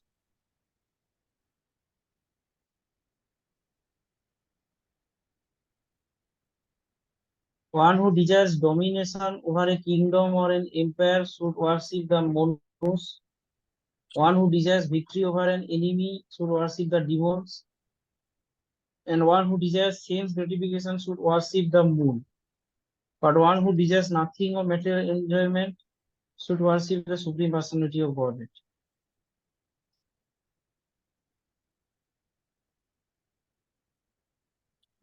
A person who has broader intelligence, whether he be full of all material desires, without any material desire, or desiring liberation, must by all means worship the Supreme Whole, the Personality of Godhead. Okay, so this is a conclusion. So the Yes, demigod Lord. worship is a contaminating. You understand this? This demigod worship is contaminating. Ishopanishad Mantra 12. Ishopanishad Mantra 12. You know, you can go, you can show that. Sorry, I'm not giving you time to take notes. Okay, I'm sorry. Huh? You see, Andam Tamaha Pravishanti, Ye Sambhutim Upasate, Ata, what is it was? Go above. Ata, Tato, Tato Buya, Yuvate Tamo, Yayu Sambhutyam Upasate, Sambhutyam Rataha. Read the translation. Those who are engaged in the worship of demigods enter into the darkest region of ignorance, and still more so do the worshippers of the impersonal absolute. Yes, Prabhuji, this verse I saw previously. So then how everything is same? Demigod worship is conditioning you. So not all the gods are same, you know. The demigod worship is actually mainly for the fools, you know. Where it is mentioned in Bhagavad Gita. Demigod worship is only for less intelligent people. Where it is mentioned. Where it is mentioned like that. Where it is mentioned. Who knows? Karthi Prabhu, you're there? Where it is mentioned. Demigod worship is for less intelligent people. Where it is mentioned. I'm not so sure, Prabhu, but I know the verse, but I do not know that. Yes, Prabhu. Read this verse. Men of small intelligence worship the demigods, and their fruits are limited and temporary. Those who worship the demigods go to the planets of the demigods, but my devotees ultimately reach my supreme planet. Go to 720. Why we go to demigod worship? Why we read other Puranas? Why we don't come to Bhagavatam? Why we go to this, you know, Devi Bhagavatam and Shiva Purana and all those things? It is because those whose intelligence has been stolen by material desires. Surrender unto demigods. Read. Those whose intelligence has been stolen by material, those whose intelligence has been stolen by material desires, surrender unto demigods and follow the particular rules and regulation of worship according to their own natures. So that's why if they are actually, you know, like they are about enjoying the senses, then they don't come to Bhagavatam. They have to go to other Puranas. That is why Vyasadeva, being a Shaktiyavesh avatar of the Lord, he cannot just say that either you worship Krishna or you go to hell. You cannot say like that. He has to create some sections for them also. You want to create some section for people of in goodness, people are in passion and ignorance. That's why, you know, he's giving a different Puranas. Okay, if you are ignorant, you go to this. If you are in passion, you go to this. So if you are in passion, then you worship that demigod, right? Do you just now you read now? You worship demigod depends upon your desire, right? But if you want mukti, only Vishnu can give, right? You read that now. If you don't want anything, you don't want any material things. But who desires? What is that? But who? No, next before previous verse. Just now we showed now previous verse 239. 239.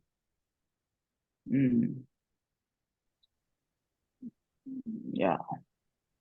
But one who desires nothing of material enjoyment should worship the Supreme Personality of Godhead. Clear? Yes, Prabhu. Otherwise, that is why this Bhagavatam is actually for highly intellectual people. So by reading other Puranas, you may think that, oh, Devi is supreme, oh, Brahma is supreme, oh, Shiva is supreme, and all those things. But when you read all the Puranas together, then you understand that, wow, Krishna is the supreme personality of Godhead. Unless you read Bhagavatam, you won't even understand. Even just by reading Vishnu Purana, Yes, Prabhu. you don't understand Krishna is supreme. By reading Vishnu Purana, you will think that Vishnu is supreme. But when you read Srimad Bhagavatam, then you understand that Krishna is supreme. Yetat cham sagala pumsam, Krishnastu Bhagavan Swayam. Then you understand that Krishna is supreme person. Yeah, it is actually not So, so easy. Prabhuji, Krishna is not yes, so cheap. Anybody can understand, yes, Prabhu, right. Not so cheap. You should get qualify yourself to understand him. Yes. Clear? Yes, Prabhu, yes, clear it's now. So you are coming for japa session every day? You are chanting every day? No, Prabhuji, like not every day. It should come. Otherwise, your doubts will always be there. If you want all your doubts to be clear, then wake up in the morning and chant Hare Krishna. Yes, Prabhuji. Because Krishna, it cannot be answered by some slokas and philosophies. That has to go inside the heart. Just reading the slokas, you may not understand.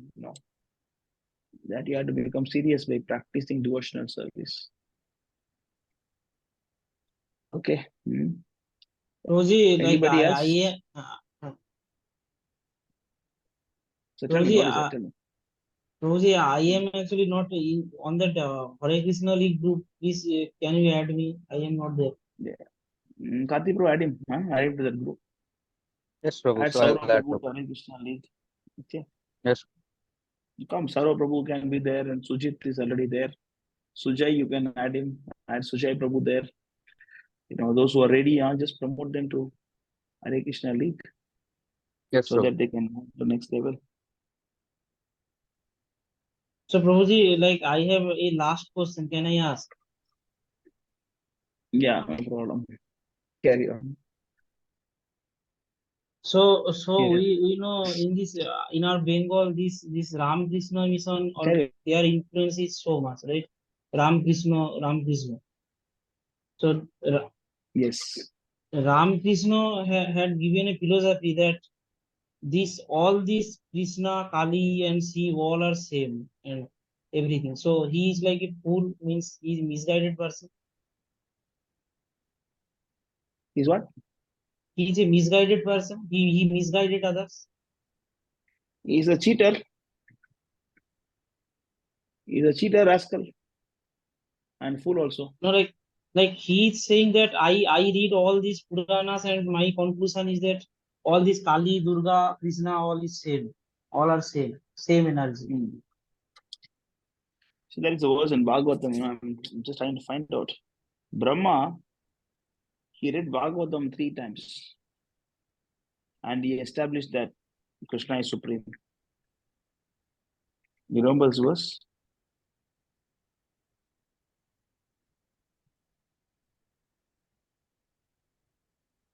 There's a verse like that. Brahma read all the Puranas and 3 times. Then he established that. Sorry? I think it is from second canto, if I'm not wrong. Yes, here. You got it?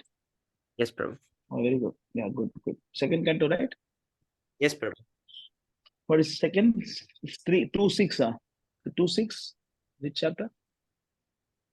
2:2. 2:34. Yes. Read this. The great personality Brahma, with great attention and concentration of the mind, studied the Vedas 3 times, and after scrutinizingly examining them, he ascertained that attraction for the Supreme Personality of Godhead, Sri Krishna, is the highest perfection of religion. So what your Ramakrishna says? Brahma read all the Vedas 3 times, and then he's saying that attraction to Krishna is topmost. Yes. And what your Ramakrishna is saying? So you want to follow Ramakrishna or you want to follow Krishna?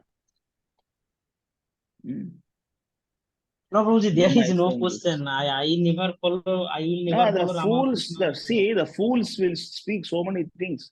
You don't need to worry about all the fools' philosophy. You know. Understand, when you understand a person is a fool, why you trying to examine his foolish philosophy? You understand what I'm saying? First of all, Yes, he's a Prabhuji, fool that is right. and rascal, he's a cheater. Why you want to examine his own philosophy? Fool cannot have a good philosophy, na? Yes, Prabhuji. So we have to read Prabhupada books and come for morning program. That is most important thing. Okay. So you understand this, you know, they are meat eaters, you know, the Ramakrishna and all of them are meat eaters. What good qualities they can have? You know, Prabhuji, They, that like in my friend circle, they are all like Ramakrishna follower, right? So I go to teach them this Krishna is supreme. You need to read Srila Prabhupada's book. So they saying that I am very conservative person. Like that. You are what? I am a very conservative person. Nobody asked them who is your authority? Which Purana is your authority? On whose authority you are speaking? I have Srimad Bhagavatam with me. I have Srimad Bhagavad Gita with me. And based on Bhagavad Gita, I am worshipping Krishna. And based on whom you are worshipping this? Who is Ramakrishna? Which parampara is coming from? There is no authorized parampara, you know. Once you don't respect the Guru parampara, you know, immediately the philosophy becomes useless.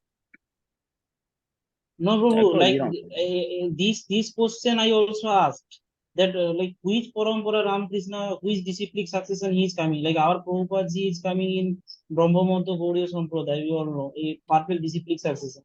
So they saying that Ramakrishna take his initiation from Puri Sampradaya or something like that. They said to me this. What Sampradaya? Puri Sampradaya, the Sampradaya where Chaitanya Mahaprabhu take his initiation. But Chaitanya Mahaprabhu does not ask you to worship Kali, now. How can a Chaitanya Mahaprabhu Sampradaya ask you to worship Kali?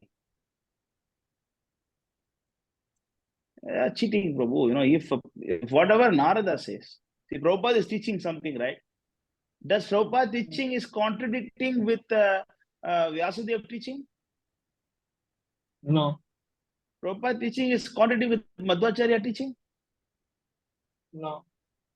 Then how can this rascal, you know, like what is his name? This Ramakrishna. Ramakrishna is if he is coming from Chaitanya Sampradaya, how his teachings are contradicting from Chaitanya Mahaprabhu's teaching? How it is contradicting from Madhavendra Puri's teaching? How it is contradicting from Ishwara Puri's teaching?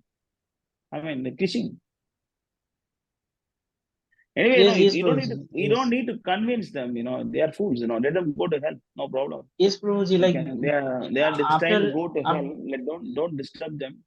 Let them go to hell and enjoy the company of Yamaraj. So, what you understand the philosophy clearly?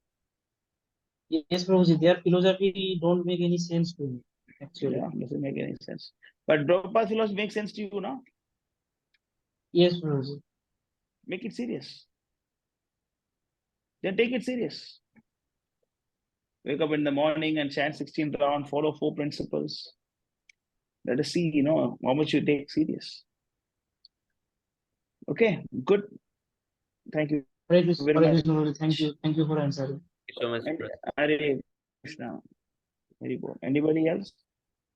Yes, Thank you very Prabhu. much. Prabhu, I just wanted to ask. So nothing else.